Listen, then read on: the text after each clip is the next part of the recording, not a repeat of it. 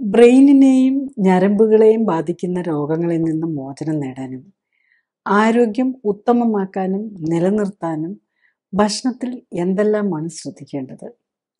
Nerve കോശങ്ങളെ, അതായത് ബ്രെയിനിനെയും ഞരമ്പുകളെയും ബാധിക്കുന്ന രോഗങ്ങളെയും ഭക്ഷണവുമായി എന്താണ് ബന്ധം? നെർവ് കോശങ്ങളുടെ പ്രവർത്തനത്തിലെ അപാകതകളും ബലക്ഷയവുമാണ് ഇന്ന് കാണുന്ന പല രോഗങ്ങൾക്കും കാരണം. മാനസിക രോഗങ്ങൾ, ഓർമ്മക്കുറവ്, ബലക്കുറവ്, ബാലൻസ് കുറവ്, സെൻസേഷൻ കുറവ്, കേൾവിക്കുറവ്, രുചിക്കുറവ്, എപ്പിലെപ്സി, പാർക്കിൻസൺസ് ഡിസീസ് അഥവാ വിറയൽ രോഗം, അൽഷിമേഴ്സ് ഡിസീസ് തുടങ്ങിയൊക്കെ കാരണം നെർവ് കോശങ്ങളുടെ ആരോഗ്യക്കുറവാണ്. നെർവ് കോശങ്ങളെ ബലപ്പെടുത്താനും ആരോഗ്യം സംരക്ഷിക്കാനും എന്തുതരം ഭക്ഷണമാണ് കഴിക്കേണ്ടത്? ഈ ബ്രെയിനിനെയും നെർവിനെയും ബാധിക്കുന്ന രോഗങ്ങൾക്ക് നമ്മൾ എന്ത് ഭക്ഷണം കഴിക്കണമെന്ന് വരുമ്പം നമുക്ക് ബേസിക്കലി അറിയാം. നമ്മളുടെ ബോഡി ഉണ്ടാക്കിയിരിക്കുന്നത് നമ്മൾ കഴിക്കുന്ന ഭക്ഷണത്തിൽ നിന്നുള്ള പോഷകങ്ങൾ വെച്ച്. അപ്പം ബ്രെയിനിനെ കുറിച്ച്, ബ്രെയിനിൻ്റെ ഘടനയെക്കുറിച്ചും കൂടെ ഒന്ന് മനസ്സിലാക്കിയാലേ നമുക്ക് എന്ത് ഭക്ഷണമാണ് അതിന് കൊടുക്കേണ്ടതെന്ന് മനസ്സിലാക്കാൻ പറ്റുള്ളൂ. ബേസിക്കലി നമ്മളുടെ ബോഡിയുടെ ബ്രെയിനിൻ്റെ ഒരു വെയിറ്റ് എടുത്തു കഴിഞ്ഞാൽ 1.3 kg, 1.3 to 1.5 kg ആണ് ഒരു അഡൾട്ടിലെ ബ്രെയിനിൻ്റെ സൈസ് വരുന്നത്. അതിൽ നമുക്കറിയാം സെറിബ്രമാണ് മനുഷ്യനിൽ ഏറ്റവും കൂടുതൽ ഡെവലപ്പ് ചെയ്തിരിക്കുന്നത്. പിന്നെ ഓട്ടോഇമ്മ്യൂൺ കൺട്രോളിന് വേണ്ടിയിട്ടുള്ള സെറിബെല്ലം ഉണ്ട്. പിന്നെ ബ്രെയിൻ സ്റ്റെം എന്ന് പറയുന്ന, അത് കഴിഞ്ഞ് കഴിഞ്ഞാൽ സ്പൈനൽ കോഡുണ്ട്. പിന്നെ നമ്മളുടെ ബ്രെയിനിൽ നിന്ന് വരുന്ന നെർവ്സ്, അതായത് നമ്മുടെ ബ്രെയിനിൽ നിന്ന് ഡയറക്റ്റ്ലി ഇറങ്ങി വരുന്ന നമ്മളുടെ സ്കള്ളിനകത്തുനിന്ന്, അതായത് തലയോട്ടിക്കകത്തുനിന്ന് നേരിട്ട് വരുന്ന ഒരു 12 ക്രേനിയൽ നെർവ്സ് ഉണ്ട്. 12 പേഴ്സ്, രണ്ട് സൈഡിലും 12 എണ്ണം വെച്ചുണ്ട്. പിന്നെ സ്പൈനൽ കോഡിൽ ഒരു 31 പെയർ ഓഫ് അതാണ്, അപ്പോൾ രണ്ട് സൈഡിലേക്കും ഓരോന്ന് പോകും. അതാണ് നമ്മുടെ ഒരു പാറ്റേൺ വരുന്നത്. അപ്പം ഈ നെർവ്സും ഈ ബ്രെയിനിനെയും ഉണ്ടാക്കിയിരിക്കുന്നത്, അതിനകത്ത് ബേസിക് ഘടകം എന്ന് പറയുന്നത് ന്യൂറോൺസാണ്. ഈ ന്യൂറോൺസിന് അതിൻ്റെ ഒരു മൈക്രോ അനാറ്റമിയിലേക്ക് വന്നു കഴിഞ്ഞാൽ, അതായത് അതിനെ നമ്മളൊരു മൈക്രോസ്കോപ്പിൻ്റെ കീഴിൽ നമ്മുടെ ബ്രെയിനിനെ വെച്ച് നോക്കുമ്പോൾ കാണുന്നത് ബേസിക്കലി അതിന് നെർവ് സെൽസ് എന്ന് പറയുന്നുണ്ട്. അതുകൂടാതെ അതിനെ പ്രൊട്ടക്റ്റീവ് ചെയ്യാനുള്ള കുറച്ച് സെൽസ് ഉണ്ട്. കുറച്ചല്ല, ശരിക്കും പറഞ്ഞാൽ 80% ഗ്ലയൽ സെൽസാണ്, 20% ഉള്ളു നെർവ് സെൽസ്. അപ്പോൾ ഒരു നെർവ് സെല്ലെന്ന് പറയുമ്പം അതിനെ പ്രൊട്ടക്റ്റ് ചെയ്തുകൊണ്ട് അതിനെ ചുറ്റി അതിൻ്റെ ഒരു ഇമ്മ്യൂൺ സിസ്റ്റത്തിൻ്റെ ഭാഗമായിട്ടും കൂടെ വരും. ശരിക്കും പറഞ്ഞാൽ ബ്രെയിനിനകത്ത് ഈ ലിംഫ് നോഡ്സോ അങ്ങനത്തെ ഒന്നുമില്ല. ഈ ബ്ലഡിലുള്ളതും പിന്നെ ഈ ഗ്ലയൽ സെൽസുമാണ് ബ്രെയിനിനെ, ന്യൂറോൺസിനെ എല്ലാം പ്രൊട്ടക്റ്റ് ചെയ്ത് വെക്കേണ്ടത്. പിന്നെ അത് നമ്മുടെ ഒരു അനാറ്റമിക്കൽ പാർട്ട്, മാക്രോ ഞാൻ പറഞ്ഞു, പിന്നെ മൈക്രോ അനാറ്റമി പറഞ്ഞു. പിന്നെ മോളിക്കുലർ അനാറ്റമിയിലേക്ക് വന്നു കഴിഞ്ഞാൽ, അല്ലെങ്കിൽ അതിനെ ഈ ഓരോ സെല്ലിനെ എന്താണ്, നമ്മളെ എന്ത് കൊച്ചിട്ടാണ് നമ്മൾ പറയുമല്ലോ, നമ്മുടെ ബോഡി ഉണ്ടാക്കിയേക്കുന്നത് നമ്മൾ കഴിക്കുന്ന ഭക്ഷണമാണ്. അതിനകത്ത് ഭക്ഷണത്തിലാണെങ്കിൽ ഫാറ്റ് ഉണ്ട്, കാർബോഹൈഡ്രേറ്റ് ഉണ്ട്, ഫാറ്റ് ഉണ്ട്, പ്രോട്ടീൻ ഉണ്ട്, മിനറൽസ് ഉണ്ട്. അപ്പം ബേസിക്കലി നമ്മളുടെ ബ്രെയിനിൻ്റെ, നമ്മുടെ ജനറലി നമ്മളുടെ ബോഡി എടുത്തു കഴിഞ്ഞ് കഴിഞ്ഞാൽ ഏറ്റവും കൂടുതലുള്ളത് വാട്ടറാണ്. ഏകദേശം 65 to 70% വാട്ടറാണ് വരുന്നത്.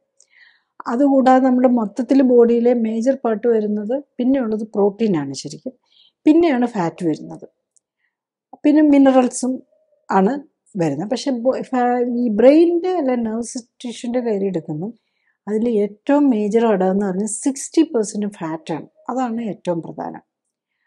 പിന്നെ ഉള്ളതിൽ ഏറ്റവും മേജറായിട്ട് വരുന്ന വെള്ളമാണ്. പ്രോട്ടീനൊക്കെ വളരെ നിസ്സാര എമൗണ്ടേ വരുന്നുള്ളൂ. മിനറൽസ് ആണെങ്കിലും വളരെ കുറവാണ് വരുന്നത്. അപ്പോൾ അതാണ് നമ്മളുടെ ഹോൾ ബോഡിയുടെ എടുക്കവും ബ്രെയിനും തമ്മിലുള്ള വ്യത്യാസം. ബ്രെയിനിനെ ഉണ്ടാക്കിയേക്കുന്ന മെയിൻലി ഫാറ്റ് ആണ്. അതിനകത്ത് ഒരു നല്ല ഇമ്പോർട്ടൻ്റ് ഘടകമായിട്ട് വരുന്ന ഫാറ്റാണെന്നുള്ളതാണ്. നെക്സ്റ്റ്, ഈ ഫാറ്റിൽ തന്നെ omega-3 വിഭാഗത്തിൽപ്പെട്ട ഫാറ്റാണ് ഏറ്റവും കൂടുതൽ വരുന്നത്. അതിൽ തന്നെ DHA എന്ന് പറയുന്ന ഒരു 40%, 35% omega-3 ആണ്. അതിൽ തന്നെ 40% DHA എന്ന് പറഞ്ഞാൽ ഒരു ഹയർ ലെവലിലുള്ള ഫാറ്റി ആസിഡാണ് അതിനകത്ത് ഉണ്ടാക്കിയിരിക്കുന്നത്. അപ്പോൾ ഈ കാര്യം മനസ്സിലാക്കിയാൽ നമുക്ക് അതുള്ള ഫുഡൊക്കെ കഴിച്ചാലല്ലേ നമുക്ക് ബ്രെയിനിനെയും നെർവ്സിൻ്റെയും രോഗത്തിൽ നിന്ന് മാറാൻ പറ്റുള്ളൂ. നെക്സ്റ്റ് നമ്മൾ ബ്രെയിനിൻ്റെ ഫങ്ഷനിങ്ങിലേക്ക് നോക്കുമ്പോൾ നമ്മൾ ഉണ്ടാക്കാനായിട്ട് വേണ്ടത് ഫാറ്റാണ്. അതിൽ ഒമേഗ 3, 6, 9 ആണ് ഏറ്റവും ഇമ്പോർട്ടൻറ്റ്. പിന്നെ ഉള്ളത് വൈറ്റമിൻസും മിനറൽസും പ്രോട്ടീനും ഒക്കെ കുറേശ്ശെയാണ് വേണ്ടത്. ഓക്സിജനും വെള്ളവും വേണം ഡെഫിനറ്റ്ലി. പിന്നെ നമ്മളുടെ തന്നെ ഫങ്ഷനിങ്ങിൽ ഏറ്റവും പ്രധാനമായിട്ട് ഉപയോഗിക്കുന്നത് ഊർജത്തിന് വേണ്ടിയിട്ട് ഉപയോഗിക്കുന്നത് ഗ്ലൂക്കോസാണ്.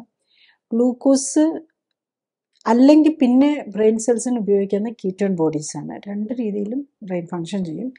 ചില രോഗങ്ങൾക്കായിട്ട് നമ്മൾ ഗ്ലൂക്കോസ് കുറച്ച് കീറ്റോൺ ബോഡി ബ്രെയിനിനെ കൊണ്ട് ഉപയോഗിപ്പിക്കുക, അങ്ങനത്തെ കുറച്ച് കാര്യങ്ങളും കൂടെ ചെയ്യാൻ പറ്റും എന്നുള്ളതാണ്. അപ്പം കാർബോഹൈഡ്രേറ്റിൽ പക്ഷെ നമുക്ക് ബേസിക്കലി നമ്മൾ ഗ്ലൂക്കോസ് വെരി ഇമ്പോർട്ടൻ്റ് ആണ്. ഈ കീറ്റോൺ ബോഡിയൊക്കെ നമ്മുടെ ബ്രെയിനിന് എനർജി ഉപയോഗത്തിന് വരണമെന്നുണ്ടെങ്കിൽ സമയമെടുക്കും. അപ്പോൾ ഈ ഡയബറ്റിക് പേഷ്യൻസിനൊക്കെ നമ്മൾ ഷുഗർ താന്നു പോയി തലകറക്കം വരുന്ന ബോധക്ഷയമൊക്കെ വരുമല്ലോ. അതെന്താണെന്ന് ചോദിച്ചു കഴിഞ്ഞാൽ പെട്ടെന്ന് ഇൻസുലിൻ എടുത്തു കഴിഞ്ഞാൽ പെട്ടെന്ന് ഷുഗർ താഴേക്ക് പോയി കഴിഞ്ഞാൽ ബോഡിക്ക് അഡ്ജസ്റ്റ്മെൻറ്റ് ടൈം കിട്ടില്ല. അപ്പോൾ അത് ഈവൻ മരണത്തിന് വരെ കാരണമാകാം ഈ ഗ്ലൂക്കോസ് കുറഞ്ഞു പോയാൽ. ബോഡി സെൽസിനെ ഉണ്ടാക്കാനായിട്ട്, അതായത് ബ്രെയിൻ സെൽസിനെ ഉണ്ടാക്കാനായിട്ട് അല്ല അതിൻ്റെ ആക്ടിവിറ്റി ഏറ്റവും ഉത്തമമായിട്ട് നിലനിർത്തണമെങ്കിൽ ഒമേഗ 3, 6, 9 ആണ് അതിൻ്റെ സെൽ മെംബ്രെയിനായിട്ട് വരുന്നത്. പ്രോട്ടീൻ അതിനകത്തൊക്കെ കുറച്ച് മസിലിനാണ് ശരിക്കും ബോഡിയിൽ പ്രോട്ടീൻ വേണ്ടി വരുന്നത്. ബ്രെയിനിനകത്ത് നമുക്ക് മസിലില്ലല്ലോ, സോ അധികം പ്രോട്ടീൻ്റെ ആവശ്യം വരുന്നില്ല. പിന്നെ ഈ നെർവ് കണ്ടക്ഷൻ, അപ്പം നമ്മുടെ ബ്രെയിനിൽ നമ്മളൊരു കാര്യം ചിന്തിക്കുമ്പോൾ നമ്മുടെ കാലിൻ്റെ ടിപ്പിലേക്ക് കൈയുടെ ടിപ്പിലേക്കൊക്കെ ഇതിന് ഇൻസ്റ്റൻറ്റേനിയസ് ആയിട്ടാണല്ലോ വരുന്നത്. ഇതൊക്കെ നമ്മൾ ഒരു ഇലക്ട്രിക്കൽ ഇമ്പൾസസ് ആയിട്ടാണ് പോകുന്നത്. അതിനൊരു സോഡിയം പൊട്ടാസ്യം പമ്പ് എന്ന് പറയും. അപ്പോൾ അതാണ് നമ്മുടെ ഈ ബ്രെയിൻ സെൽസിൻ്റെ ഇൻറ്റഗ്രിറ്റിയെ നിലനിർത്തുന്നതും അതുപോലെ തന്നെ ഈ മെസ്സേജസ് പോകാനായിട്ട് ഹെൽപ്പ് ചെയ്യുന്നതും.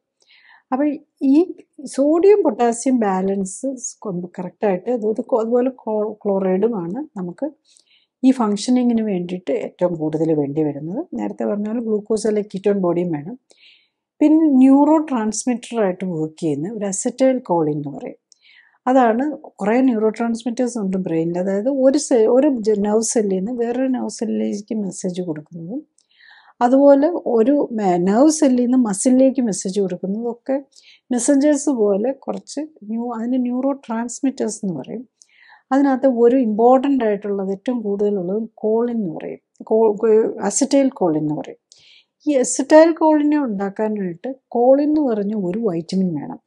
അത് റീസെൻ്റ്ലിയാണ് അതിനൊരു വൈറ്റമിനായിട്ട് ഐഡൻറ്റിഫൈ ചെയ്തിരിക്കുന്നത്. നേരത്തെ നമുക്കറിയില്ലായിരുന്നു. നമ്മൾ vitamin A, B1, B2, B6, BCD ഒക്കെ പറയുമ്പോഴും നമ്മൾ ഈ കോളിൻ്റെ കാര്യം നേരത്തെ അറിയത്തില്ലാത്തതുകൊണ്ട് അതൊന്നും സാധാരണ ഇൻക്ലൂഡഡ് അല്ല. അതൊക്കെ ഒരു റീസെൻറ്റ് ഡെവലപ്മെൻറ്റിലാണ് വരുന്നത്. അപ്പം ബ്രെയിൻ ഡെവലപ്മെൻറ്റിനും ബ്രെയിനിൻ്റെ ഫങ്ഷൻ നിലനിർത്താനും ഏറ്റവും കൂടുതൽ വേണ്ട ഒരു വൈറ്റമിനാണ് കോളിൻ. അപ്പോൾ അത് സാധാരണ ഇതുവരെ ഒന്നും ഇവിടെ അവൈലബിൾ തന്നെ ആയിരുന്നില്ല ഒരു സപ്ലിമെൻ്റ് ആയിട്ടുള്ളത്. ഇപ്പോൾ റീസെൻ്റ്ലിയാണ് അതൊക്കെ അവൈലബിളായി വരുന്നത്. നെക്സ്റ്റ് നമ്മൾ ഈ ബ്രെയിൻ സംബന്ധമായ രോഗങ്ങളുള്ളവർ, സൈക്കാട്രിക് ഡിസോർഡേഴ്സ് ആവാം, അല്ലെങ്കിൽ ന്യൂറോപ്പതി പോലെയുള്ളതാവാം. അപ്പം അതിൽ ഇപ്പം ന്യൂറോപ്പതി ആണെങ്കിൽ ഇപ്പോൾ ഡയബറ്റിക് ന്യൂറോപ്പതി ആണെങ്കിൽ ഡയബറ്റീസും കൂടെ ട്രീറ്റ് ചെയ്യണം. അല്ലാതെ നമ്മൾ നെർവ്സിൻ്റെ ഡിസോർഡേഴ്സിൽ മാത്രം എടുത്ത് നോക്കിയാൽ, അല്ലെങ്കിൽ നെർവിനെ നമ്മൾ റിപ്പയർ ചെയ്യാനും നെർവിനെ സപ്പോർട്ട് ചെയ്യാനും നമ്മൾ ഏറ്റവും പ്രധാനമായിട്ട് നോക്കേണ്ടത് ഈ ഒമേഗ 3, 6 റേഷ്യോ 1:1 ആക്കുക എന്നുള്ളതാണ്. ഒമേഗ 3യും ഒമേഗ 6ഉം ഈക്വൽ ക്വാണ്ടിറ്റിയിൽ നിൽക്കുമ്പോഴാണ് നമ്മുടെ ഇമ്മ്യൂൺ സിസ്റ്റവും അതുപോലെ തന്നെ നെർവ് കണ്ടക്ഷനും എല്ലാത്തിനും ഒരു ബാലൻസ് വരുന്നത്. നമ്മളുടെ ഈ ഓരോ നെർവ് സെല്ലിൻ്റെയും സെൽ മെംബ്രെയിനിൽ നിന്നുള്ള ഒമേഗ 3യും 6ഉം ആണ് അത് മെസ്സഞ്ചേഴ്സായിട്ട് നെർവ് സെല്ലിലെ ന്യൂക്ലിയസിൽ പോയി മെസ്സേജ് കൊടുക്കുന്നത്, ഇങ്ങനെ ബിഹേവ് ചെയ്യാനൊക്കെ പറഞ്ഞ് കൊടുക്കുന്നത്. പിന്നെ നെർവ് കണ്ടക്ഷന് വേണ്ടിയിട്ട് വേണ്ടി വരുന്നതാണെങ്കിൽ സോഡിയം പൊട്ടാസ്യം ആണ്. അപ്പോൾ സോഡിയം പൊട്ടാസ്യം ബാലൻസ് 1:3 ആണ് ഐഡിയലി, ഓർ 1:4. അതിൻ്റെ കാര്യത്തിൽ ഇപ്പോഴും കുറച്ചൊരു കോൺട്രവേഴ്സി ഉണ്ട്. 1:BP ഒക്കെ ഉള്ള പേഷ്യൻസിന് ഇപ്പോൾ സോഡിയം പൊട്ടാസ്യം ബാലൻസ് 1:4 ആക്കുക എന്നുള്ളതാണ് അമേരിക്കൻ NHS ഒക്കെ ഇപ്പോൾ പറയുന്നത്. അങ്ങനെയാണ് ഇപ്പോൾ ലേറ്റസ്റ്റ് ഇത് വന്നിരിക്കുന്നത്. നമ്മളുടെ ICMR ആണെങ്കിലും പൊട്ടാസ്യത്തിൻ്റെ അളവ് കുറച്ചും കൂടി കൂട്ടിയേക്കുവാണ് നമ്മൾ ഐഡിയൽ ഫോർ ദ ഇന്ത്യൻസിൻ്റെ കൊടുക്കുമ്പോൾ പറയുന്നത്. അതുപോലെ തന്നെ ഒമേഗ 3, 6 ബാലൻസ് ശരിക്കും പറഞ്ഞു കഴിഞ്ഞാൽ ഒരു നാച്ചുറൽ ഫുഡിൽ 1:1 ആക്കുക എന്നുള്ളത് ഇസ് വെരി ഡിഫിക്കൽട്ട്. ഐഡിയലി അതാണ് വേണ്ടത്, അത്രേ നമുക്ക് പറയാൻ പറ്റുള്ളൂ. പിന്നെ നമുക്ക് അല്ലെങ്കിൽ ഇങ്ങനെ ഓരോ രോഗങ്ങൾക്ക് വേണ്ടിയിട്ട് സ്പെഷ്യൽ ഫുഡ് റെഡിയാക്കുമ്പോഴാണ് നമ്മൾ ഈ 1:1 ബാലൻസ് ഒക്കെ ചെയ്യാൻ പറ്റുന്നത്. നാച്ചുറൽ ഫുഡിൽ ഇത് പ്രോബ്ലം എന്താണെന്ന് ചോദിച്ചു കഴിഞ്ഞാൽ omega-3 വളരെ കുറവും omega-6 വെരി ഹൈയും ആണ്. അപ്പം അമേരിക്കയിലൊക്കെ നടത്തിയിരിക്കുന്ന പല സ്റ്റഡീസും കാണിക്കുന്നത് അവിടെ പലരുടെയും ഫുഡിനകത്ത് 1:40 ഒക്കെ, അതായത് ഒരു ഗ്രാം omega-3 വരുമ്പോൾ 40 omega-6 വരുന്നത്. അപ്പോൾ നമ്മുടെ ഹോൾ ബാലൻസ് തെറ്റുകയാണ് ചെയ്യുന്നത്. അപ്പോൾ അതാണ് ഇന്നത്തെ ഈ ജീവിതശൈലി രോഗങ്ങളുടെ ഒരു പ്രധാന കാരണമായിട്ട് പറയുന്നത് ഈ omega-3-6 ബാലൻസ് തെറ്റുന്നതും. അതുപോലെ തന്നെ സോഡിയം പൊട്ടാസ്യം ബാലൻസ്. നമുക്കറിയാമല്ലോ സൈക്കാട്രിക് ഡിസോർഡേഴ്സ് ഇങ്ങനെ കൂടി വരികയാണ്. ബേസിക്കലി ഈവൻ കൊച്ചു പിള്ളേരിലും വലിയ ആൾക്കാരിലും എല്ലാം സൈക്കാട്രിക് ഡിസോർഡേഴ്സ് കൂടുന്നതിൻ്റെ ഒരു മേജർ കാര്യമായിട്ട് പറയുന്നതും ഈ sodium potassium, irritability, even pressure. നമുക്ക് ബേസിക്കലി നമ്മളെ പ്രഷർ എന്ന് പറഞ്ഞാലും ടെൻഷൻ, ബ്ലഡ് വെസൽസിൻ്റെ ടെൻഷൻ കൂടുന്നതാണല്ലോ പ്രഷർ എന്ന് പറയുന്നത്.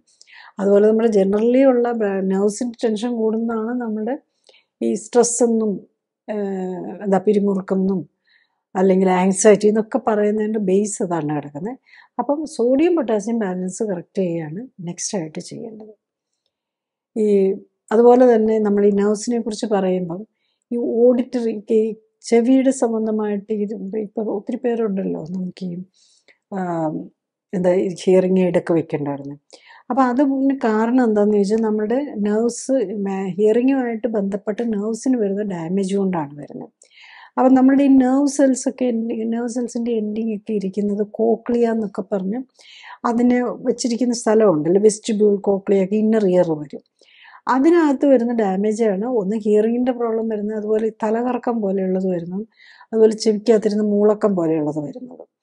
അപ്പം ഇതിൻ്റെ എല്ലാം കാരണം ഈ സോഡിയം പൊട്ടാസ്യം ബാലൻസ്, അതായത് നമ്മുടെ നെർവ് സെല്ലിനുള്ളിൽ പോലെ അല്ലെങ്കിൽ നമ്മൾ ഒരു സെല്ലിനകത്തെ കൺസ്റ്റിറ്റ്യുവൻസി സോഡിയം പൊട്ടാസ്യം ബാലൻസാണ് ഈ നമ്മളുടെ ഈ കോക്ലിയയ്ക്ക് അകത്തൂടെ പോകുന്ന, നമ്മൾ പടം കണ്ടിട്ടാണ് ഒച്ചുപോലെ ഇരിക്കുന്നൊരിതിന്, അതിനകത്തൂടെ ഒരു ഫ്ലൂയിഡ് സർക്കുലേറ്റ് ചെയ്യുന്നുണ്ട്. ആ ഫ്ലൂയിഡിൻ്റെ കോമ്പോസിഷനും ഈ സോഡിയം പൊട്ടാസ്യം ബാലൻസ് അതിനകത്തേയും വളരെ ഇമ്പോർട്ടൻ്റ് ആണെന്നാണ്. അതിൽ ചേഞ്ച് വന്നു കഴിയുമ്പോഴാണ് ഈ വെർട്ടിഗോ, ടിനിറ്റസ്, അതുപോലെ ഈവൻ അങ്ങനെ സെൽസിന് അതൊക്കെ വരികയും അതുപോലെ ആ സെല്ലിന് ആ കോമ്പോസിഷന് വേരിയേഷൻ കൊണ്ട് ഡാമേജ് വന്നു കഴിയുമ്പോഴാണ് ഹിയറിംഗ് ലോസ് ഒക്കെ വരുന്നത്. നെക്സ്റ്റ് നമ്മൾ ഈ ബ്രെയിനുമായിട്ട് അല്ലെങ്കിൽ നെർവുമായിട്ട് ന്യൂറോപ്പതിയോ സൈക്കാട്രിക് ഡിസോർഡേഴ്സോ അല്ലാത്ത ഇത്തരം രോഗങ്ങളിൽ എന്ത് തരം ഡയറ്റ് എന്ന് പറയുമ്പോൾ നമ്മൾ പലരും കേട്ടിട്ടാണ് കീറ്റോ ഡയറ്റ് എന്നും പറഞ്ഞൊരു, പലപ്പോഴും ഇപ്പോൾ ഒത്തിരി പേര് വെയിറ്റ് കുറയ്ക്കാനൊക്കെ വേണ്ടിയിട്ടൊക്കെ യൂസ് ചെയ്യുന്ന ഒരിതാണ്. ഇപ്പോൾ ലേറ്റസ്റ്റ് ആയിട്ടുള്ള സ്റ്റഡീസ് പറയുന്നുണ്ട് അൽഷിമേഴ്സ് ഡിസീസിനും പാർക്കിൻസൺസ് ഡിസീസിനും ഒക്കെ ഈ കീറ്റോ ഡയറ്റ് യൂസ്ഫുൾ ആണെന്ന്. അതുപോലെ തന്നെ ശരിക്കും പറഞ്ഞാൽ ഈ കീറ്റോ ഡയറ്റ് ഡെവലപ്പ് ചെയ്തത് ഈ മെഡിക്കൽ സിസ്റ്റമൊക്കെ ഇത്രയും ഡെവലപ്ഡ് ആകുന്നതിന് മുമ്പ് എപ്പിലെപ്സിക്ക് ശരിക്കും പറഞ്ഞു കഴിഞ്ഞാൽ കാര്യമായിട്ട് മരുന്നുകളൊന്നും ഇല്ലായിരുന്നു, ഈ ചുള്ളിദീനം എന്നൊക്കെ പറയുന്നത്. അപ്പോൾ അത്തരം രോഗങ്ങൾക്ക് വേണ്ടിയിട്ടായിരുന്നു നമ്മൾ കീറ്റോ ഡയറ്റ് ഉപയോഗിച്ചുകൊണ്ടിരുന്നത്. ഈ കീറ്റോ ഡയറ്റിൽ എന്താ ചെയ്യുന്നതെന്ന് ചോദിച്ചു കഴിഞ്ഞാൽ നമ്മൾ സാധാരണ ഗ്ലൂക്കോസ് ആണല്ലോ എനർജിക്ക് വേണ്ടി ഉപയോഗിക്കുന്നത്, അതിന് പകരം കീറ്റോൺ ബോഡീസ് എന്ന് പറഞ്ഞു കഴിഞ്ഞാൽ അത് ഫാറ്റിൽ നിന്ന് ഉണ്ടാക്കുന്നതാണ്. ഫാറ്റിനെ സ്പ്ലിറ്റ് ചെയ്ത് കഴിയുമ്പോൾ കീറ്റോൺ ബോഡീസ് വരും. അത് മെയിൻലി നമ്മൾ ബോഡിയിലാണെങ്കിൽ ലിവർ സെല്ലാണ് കീറ്റോൺ ബോഡീസിന് ഉണ്ടാക്കാൻ പറ്റുന്നത്. പിന്നെ ബ്രെയിനിൽ ഗ്ലയൽ സെൽസിനും കീറ്റോൺ ബോഡി, ഫാറ്റിനെ കോമ്പോസിഷൻ മാറ്റി കീറ്റോൺ ബോഡി ആക്കാം. ആ കീറ്റോൺ ബോഡിയെ എനർജിക്ക് വേണ്ടിയിട്ട് ഉപയോഗിക്കാം. അപ്പം അതാണ് നമ്മളൊരു ഫാസ്റ്റിംഗ് ഒക്കെ വരുമ്പം നമ്മൾ ഈ കീറ്റോൺ ബോഡീസ് ആയിരിക്കും നമ്മളുടെ എനർജി മെറ്റബോളിസത്തിൽ കൂടുതൽ വരുന്നത്. അപ്പം വെയിറ്റ് റിഡക്ഷൻ റെജിമിൽ ബേസിക്കലി അതാണ്, കാർബോഹൈഡ്രേറ്റ് കുറയ്ക്കുകയാണ്. അപ്പം നമ്മുടെ ബോഡിയിലെ ഫാറ്റ് ഉപയോഗിച്ച് പോകും. അതിനാണ് നമ്മൾ കീറ്റോ ഡയറ്റ് എന്ന് പറയുന്നത്. അപ്പം ബേസിക്കലി ഐഡിയലി ഒരു കീറ്റോ ഡയറ്റ് എപ്പിലെപ്റ്റിക് പേഷ്യൻസിനോ വട്ടവർ ഏത് രോഗത്തിന് വേണ്ടിയിട്ട് നമ്മൾ എടുക്കുമ്പം കീറ്റോ ഡയറ്റ് എടുക്കുമ്പോൾ നമ്മൾ വേറൊരു കാര്യം കൂടെ ശ്രദ്ധിക്കേണ്ടത് എന്താണെന്ന് ചോദിച്ചു കഴിഞ്ഞാൽ ഈ ഫാറ്റ് ഓവർ വെയിറ്റ് ഉള്ള ഒരാൾക്ക് ഫാറ്റിൻ്റെ അധികം ആവശ്യം വരുന്നില്ല. അവർക്ക് നമ്മളൊരു omega-3-6 ബാലൻസ്, omega-3യും 6ഉം 1:1 ഒരു ideal composition or even omega-9 കൂടെ ആവാം. സാച്ചുറേറ്റഡ് ഫാറ്റും ഓവർ വെയിറ്റ് ആയിട്ടുള്ള ഒരാൾക്കാണെങ്കിൽ സാച്ചുറേറ്റഡ് ഫാറ്റും കൂടെ ഒഴിവാക്കണം. ഇപ്പം നമ്മൾ ഈ കൊച്ചു പിള്ളേർക്കൊക്കെ കീറ്റോ ഡയറ്റ് ഈ എപ്പിലെപ്സിക്ക് വേണ്ടിയിട്ട് കൊടുക്കുമ്പം നമ്മളുടെ തേങ്ങാപ്പാലുണ്ടല്ലോ, തേങ്ങ എന്നുള്ള അതിലെ മീഡിയം ചെയിൻ ഫാറ്റി ആസിഡ്സ് എന്ന് പറയും. തേങ്ങയും വെളിച്ചെണ്ണയ്ക്കകത്തു നിന്നുള്ള fat, medium chain fatty acids ആണ് കൂടുതൽ ഉപയോഗിക്കുന്നത്. ശരിക്കും ഈ ലേറ്റസ്റ്റ് ആയിട്ട് നമ്മൾ ഈ കീറ്റോ ഡയറ്റിന് ഇത്ര ഇമ്പോർട്ടൻസ് വന്നത് തന്നെ എങ്ങനെയാണെന്ന് ചോദിച്ചു കഴിഞ്ഞാൽ, ഞാൻ നേരത്തെ പറഞ്ഞാൽ പഴയ കാലത്ത് ഈ എപ്പിലെപ്സിക്ക് വേണ്ടിയിട്ട് മെയിൻലി ഉപയോഗിച്ചുകൊണ്ടിരുന്ന കീറ്റോ ഡയറ്റായിരുന്നു. അത് കഴിഞ്ഞിട്ട് പുതിയ മരുന്നുകളൊക്കെ കണ്ടു കഴിഞ്ഞപ്പോൾ പിന്നെ നമ്മൾ മരുന്നുകളിലേക്ക് പോയി. പക്ഷെ ചില പേഷ്യൻസിന് മരുന്നുകളൊന്നും എടുത്താലും പറ്റാതെ വന്നു കഴിഞ്ഞ് കഴിഞ്ഞാൽ ഒരു സൊല്യൂഷനായിട്ട് പിന്നെയും കീറ്റോ ഡയറ്റ് വന്നു. അതെങ്ങനെയാണെന്ന് വെച്ച് കഴിഞ്ഞാൽ, ശരിക്കും പറഞ്ഞാൽ ഹോളിവുഡിലെ ഒരു ടോപ്പ് ആക്ടറിൻ്റെ കുഞ്ഞിന്, അത്ര കൊച്ചുകുട്ടിയല്ല, കുറച്ച് പ്രായമായ ഒരു 14 ഇയേഴ്സ് സംതിങ് ഉള്ള ഒരു കുഞ്ഞിന്, കുട്ടിക്ക് ഇങ്ങനെ എപ്പിലെപ്സി വന്നിട്ട് കൺട്രോൾ ചെയ്യാൻ പറ്റാതെ വന്നു കഴിഞ്ഞപ്പോൾ അവർ വീണ്ടും അതൊരു 1980s തോന്നുന്നു, അവർ വീണ്ടും അന്ന് ഈ കീറ്റോ ഡയറ്റൊക്കെ അവിടുത്തെ അമേരിക്കയിലുള്ള ആശുപത്രികളൊന്നും കൊടുക്കുന്നത് തന്നെ നിർത്തി. അവസാനം ജോൺ ഹോപ്കിൻസ് ഹോസ്പിറ്റലിൽ ഈ കീറ്റോ ഡയറ്റ് കൊടുക്കുന്നുണ്ടെന്ന് പറഞ്ഞ് അവരവിടെ പോയി ഈ കുഞ്ഞിൻ്റെ കാരണം മരുന്നുകളൊന്നും കൺട്രോൾ ചെയ്യാൻ പറ്റുന്നില്ല, കണ്ടിന്യൂസ് ഫിറ്റ്സ് വന്നുകൊണ്ടിരിക്കുക. ഇനി ഈ ഫിറ്റ്സ് കൺട്രോളായി. അത് കഴിഞ്ഞിട്ടൊരു സിനിമ എടുത്തു ഹോളിവുഡിൽ. ആ സിനിമ കഴിഞ്ഞപ്പോഴാണ് നമ്മുടെ ഈ കീറ്റോ ഡയറ്റിന് ഇത്രയും പ്രസിദ്ധി വന്നത്. അപ്പോൾ അത് എപ്പിലെപ്സിക്ക് വേണ്ടിയായിരുന്നതിനും പിന്നെ അത് മൾട്ടിപ്പിൾ കാര്യങ്ങളിലേക്ക്, ഞാൻ ഈ പറഞ്ഞതുപോലെ വെയിറ്റ് കുറയ്ക്കാനും, അതുപോലെ അൽസീമേഴ്സ് ഡിസീസ്, ഇപ്പം അതൊക്കെ ഇപ്പോഴാണ് ലേറ്റസ്റ്റ് ആയിട്ട് പാർക്കിൻസൺസ് ഡിസീസിനൊക്കെ ഇത് നോക്കുന്നുണ്ട്. അപ്പോൾ ഐഡിയലി നമ്മൾ ഒരു കീറ്റോ ഡയറ്റ് ബ്രെയിനിന് വേണ്ടിയിട്ട് എടുക്കുമ്പോൾ നമ്മൾ സാച്ചുറേറ്റഡ്, പ്രത്യേകിച്ച് ഓവർ വെയിറ്റ് ഉള്ള ഒരാൾക്കാണെങ്കിൽ, മിക്കവാറും നമ്മളുടെ ഈ ഇപ്പോഴത്തെ ആൾക്കാരെല്ലാം ഓവർ വെയിറ്റും കൂടെയാണ്, ബോഡിയിൽ ആവശ്യത്തിൽ കൂടുതൽ ഫാറ്റ് ഉണ്ടാകും.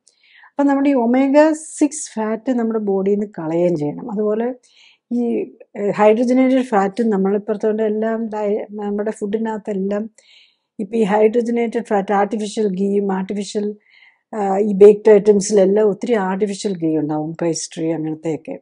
അപ്പോൾ അതെല്ലാം കൂടെ മാറിയാൽ നമ്മുടെ ആ ഇമ്മ്യൂൺ സിസ്റ്റം, നമ്മുടെ ആ ബാലൻസ്, നെർവിൻ്റെ ആ കണ്ടക്ഷൻ, നെർവിൽ കൂടെ ആ സ്മൂത്തായിട്ട് ആ ഇലക്ട്രിക്കൽ ഫ്ലോയും ഒക്കെ നടക്കണമെന്നുണ്ടെങ്കിൽ അത്തരം ഫാറ്റൊക്കെ മാറണം. അപ്പോൾ അങ്ങനെ വേണ്ടപ്പോൾ നമ്മൾ ഈ സാച്ചുറേറ്റഡ് ഫാറ്റും ഈ പ്രത്യേകിച്ച് ഹൈഡ്രജനേറ്റഡ് ഫാറ്റും ഒക്കെ ഏറ്റവും കുറവുള്ളതും അതേ സമയത്ത് omega-369 കൂടുതലുള്ള ഒരു ഡയറ്റാണ് ഐഡിയൽ ആയിട്ടുള്ള ഇത് വരുന്നത്. പിന്നെ ഡയറ്റിൽ നമ്മൾ പ്രത്യേകിച്ച് ശ്രദ്ധിക്കേണ്ടത് എന്താണെന്ന് ചോദിച്ചു കഴിഞ്ഞ് കഴിഞ്ഞാൽ, ഇപ്പോഴത്തെ ലേറ്റസ്റ്റ് സ്റ്റഡീസ് കാണുന്നതിൽ ഗ്ലൂട്ടൻ ഫ്രീ ഡയറ്റ് വേണം എന്നുള്ളതാണ്. അപ്പം പല സൈക്യാട്രിക് ഡിസോർഡേഴ്സിൻ്റെയും കാരണം ഈ ഗ്ലൂട്ടൻ എന്ന് പറഞ്ഞു കഴിഞ്ഞാൽ ഈ ഗോതമ്പ്, മൈദ, റവ, ഓട്സ്, റൈ ഇങ്ങനത്തെ സാധനങ്ങളിലുള്ള അതിനുള്ള പ്രോട്ടീനിനകത്ത് അടങ്ങിയിരിക്കുന്ന, അതിനകത്തെ ഒരു പ്രോട്ടീനാണെന്ന് പറയാം ഗ്ലൂട്ടൻ. ഇത് കഴിച്ചു കഴിഞ്ഞ് കഴിഞ്ഞാൽ നമ്മളുടെ ബ്രെയിനിന് ഡാമേജ് വരാം. അത് മാത്രമല്ല, അതിന് വേറെ കുറച്ച് നമ്മളുടെ ഇത്തരം ഫുഡ് വരുമ്പോൾ നമ്മളുടെ ഗട്ടിൽ ലീക്കി ഗട്ട് സിൻഡ്രോം എന്നൊക്കെ പറഞ്ഞ് കുറച്ച് കാര്യങ്ങൾ വരുന്നുണ്ട്. ഇത്തരം കാര്യങ്ങളും കൂടെ, അതായത് ഗ്ലൂട്ടൻ ഫ്രീ ഡയറ്റ് എടുക്കുക. പിന്നെ ഉള്ളത് സോഡിയം പൊട്ടാസ്യം ബാലൻസ്. ഞാൻ നേരത്തെ പറഞ്ഞിരുന്നു, സോഡിയം പൊട്ടാസ്യം ബാലൻസ് ഒരു 1:3 or 1:4 കൊണ്ടുവരിക. omega-3/6 ബാലൻസ് 1:1 വരുന്ന പോലെയുള്ളൊരു ഡയറ്റ്, ഗ്ലൂട്ടൻ ഫ്രീ ഡയറ്റ്. പിന്നെ എപ്പോഴും നമ്മൾ കളർ, പ്രിസർവേറ്റീവ്സ് അങ്ങനത്തെ എല്ലാം ഇല്ലാത്ത ഒരു ക്ലീൻ ഫുഡായിരുന്നതാണ് എപ്പോഴും നമ്മൾ ബ്രെയിൻ പ്രോബ്ലംസുമായിട്ടുള്ളവർക്ക് ഐഡിയലി എടുക്കേണ്ടത്. നമ്മൾ ഇതുവരെ പറഞ്ഞൊന്ന് നമ്മൾ സമ്മറൈസ് ചെയ്യുകയാണെന്നുണ്ടെങ്കിൽ, ന്യൂറോപ്പതി ആകാം, ചിലപ്പം സൈക്യാട്രിക് ഡിസോർഡേഴ്സ് ആകാം, ബ്രെയിനിനെ എഫക്റ്റ് ചെയ്യുന്ന ഇതൊക്കെയാണല്ലോ വരുന്നത്. അതിപ്പോൾ ഇൻറ്റസ്റ്റൈനിനെ നെർവ്സിനെ എഫക്റ്റ് ചെയ്യുമ്പോഴാണ് ശരിക്കും പറഞ്ഞു കഴിഞ്ഞാൽ കോൺസ്റ്റിപ്പേഷൻ, ഗ്യാസ് ഒക്കെ വരുന്നത്.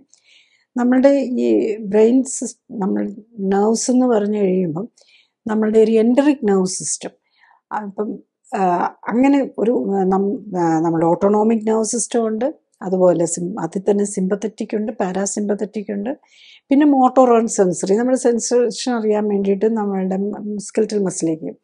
ഇതുകൂടാതെ ഇൻറ്റസ്റ്റൈനിലും ഒരു എൻഡറിക് നെർവ് സിസ്റ്റം ഉണ്ടെന്നുള്ളതാണ്. ഇവർക്കെല്ലാം അപ്പം പലപ്പോഴും ഈ എൻഡറിക് നെർവ് സിസ്റ്റത്തിൻ്റെ കുഴപ്പം കൊണ്ടാണ് പലപ്പോഴും പല വിധത്തിലുള്ള ഡൈജസ്റ്റീവ് പ്രോബ്ലംസ്, അല്ലെങ്കിൽ ഗ്യാസ് കെട്ടുക, കോൺസ്റ്റിപ്പേഷൻ ഇതൊക്കെ വരുന്നത്. പിന്നെ ബ്രെയിനിലെ ഇൻഫ്ലമേഷനും ബ്രെയിനിലെ സെൽസിൻ്റെ പ്രശ്നങ്ങൾ കൊണ്ടാണ് പലപ്പോഴും സൈക്യാട്രിക് പ്രോബ്ലംസ് വരുന്നത്. പിന്നെ ന്യൂറോപ്പതി, നമ്മളുടെ സെൻസേഷൻ കുറയുന്നതാണല്ലോ. അപ്പോൾ ഡയബറ്റിക് പേഷ്യൻറ്റിന് ഷുഗർ കൂടുന്നതുകൊണ്ട് അല്ലെങ്കിൽ ഇൻസുലിൻ കൂടുന്നതുകൊണ്ട് നെർവ് സെൽസിന് ഡാമേജ് വരുന്നതുകൊണ്ടാണല്ലോ ഡയബറ്റിക് ന്യൂറോപ്പതി വന്ന് കാല് മുറിച്ച് കളയും, അല്ലെങ്കിൽ ആംപുട്ടേഷൻ പോലെയുള്ളതൊക്കെ വേണ്ടി വരുന്നത്, സെൻസേഷൻ കുറഞ്ഞു പോകുന്നത്. പിന്നെ ഈ തരിപ്പ്, പുകച്ചിൽ, ഇങ്ങനത്തെ കാര്യങ്ങൾക്കെല്ലാം വരുന്നത് ഈ നെർവ്സിന് വരുന്ന ഡാമേജാണ്. അപ്പം ഏതിലാണേലും ഒരു കാരണം കൊണ്ടാണ് ഈ നെർവ്സ് ഡാമേജ് വരുന്നതെങ്കിൽ ഡെഫിനറ്റ്ലി ഡയബറ്റീസ് ഉണ്ടെങ്കിൽ ഡയബറ്റീസിൻ്റെ ട്രീറ്റ്മെൻറ്റും കൂടെ വേണം. അതിൻ്റെ ഒപ്പം തന്നെ വേണ്ടി വരുന്നതാണ് ഈ നെർവ്സിനെ ഫങ്ഷനിങ്ങിനെ സ്മൂത്തനായിട്ട് കൊണ്ടുപോകാൻ വേണ്ടിയിട്ടുള്ള ഈ നമ്മളുടെ ഭക്ഷണത്തിലെ സോഡിയം പൊട്ടാസ്യം കറക്റ്റ് ചെയ്യുക, ഒമേഗ 3യും 6ഉം കറക്റ്റ് ചെയ്യുക, ബോഡിയിൽ എക്സസ് ഉള്ള ഫാറ്റ് ഉണ്ടെങ്കിൽ പോവുക, കളയുക, അതിന് ഓറിയൻറ്റഡ് ആയിട്ടുള്ള ഒരു ഡയറ്റ് എടുക്കുക എന്നുള്ളതാണ്.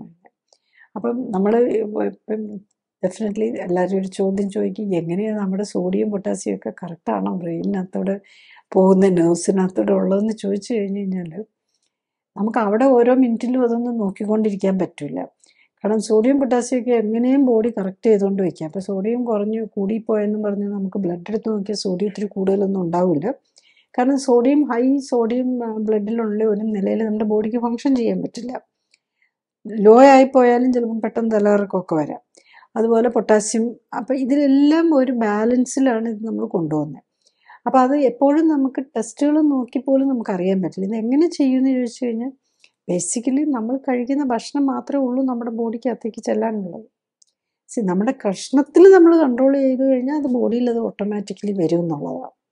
അപ്പോൾ നമ്മളുടെ ഭക്ഷണത്തിൽ ഇത് കറക്റ്റ് ചെയ്യുക, ഡേ ടു ഡേ ഉള്ളത് കറക്റ്റ് ചെയ്യുക, പിന്നെ ഏതെങ്കിലും എക്സസ് ബോഡി കിടപ്പുണ്ടെങ്കിൽ അത് കളയാൻ വേണ്ടിയിട്ടും കൂടെ ചെയ്യാം.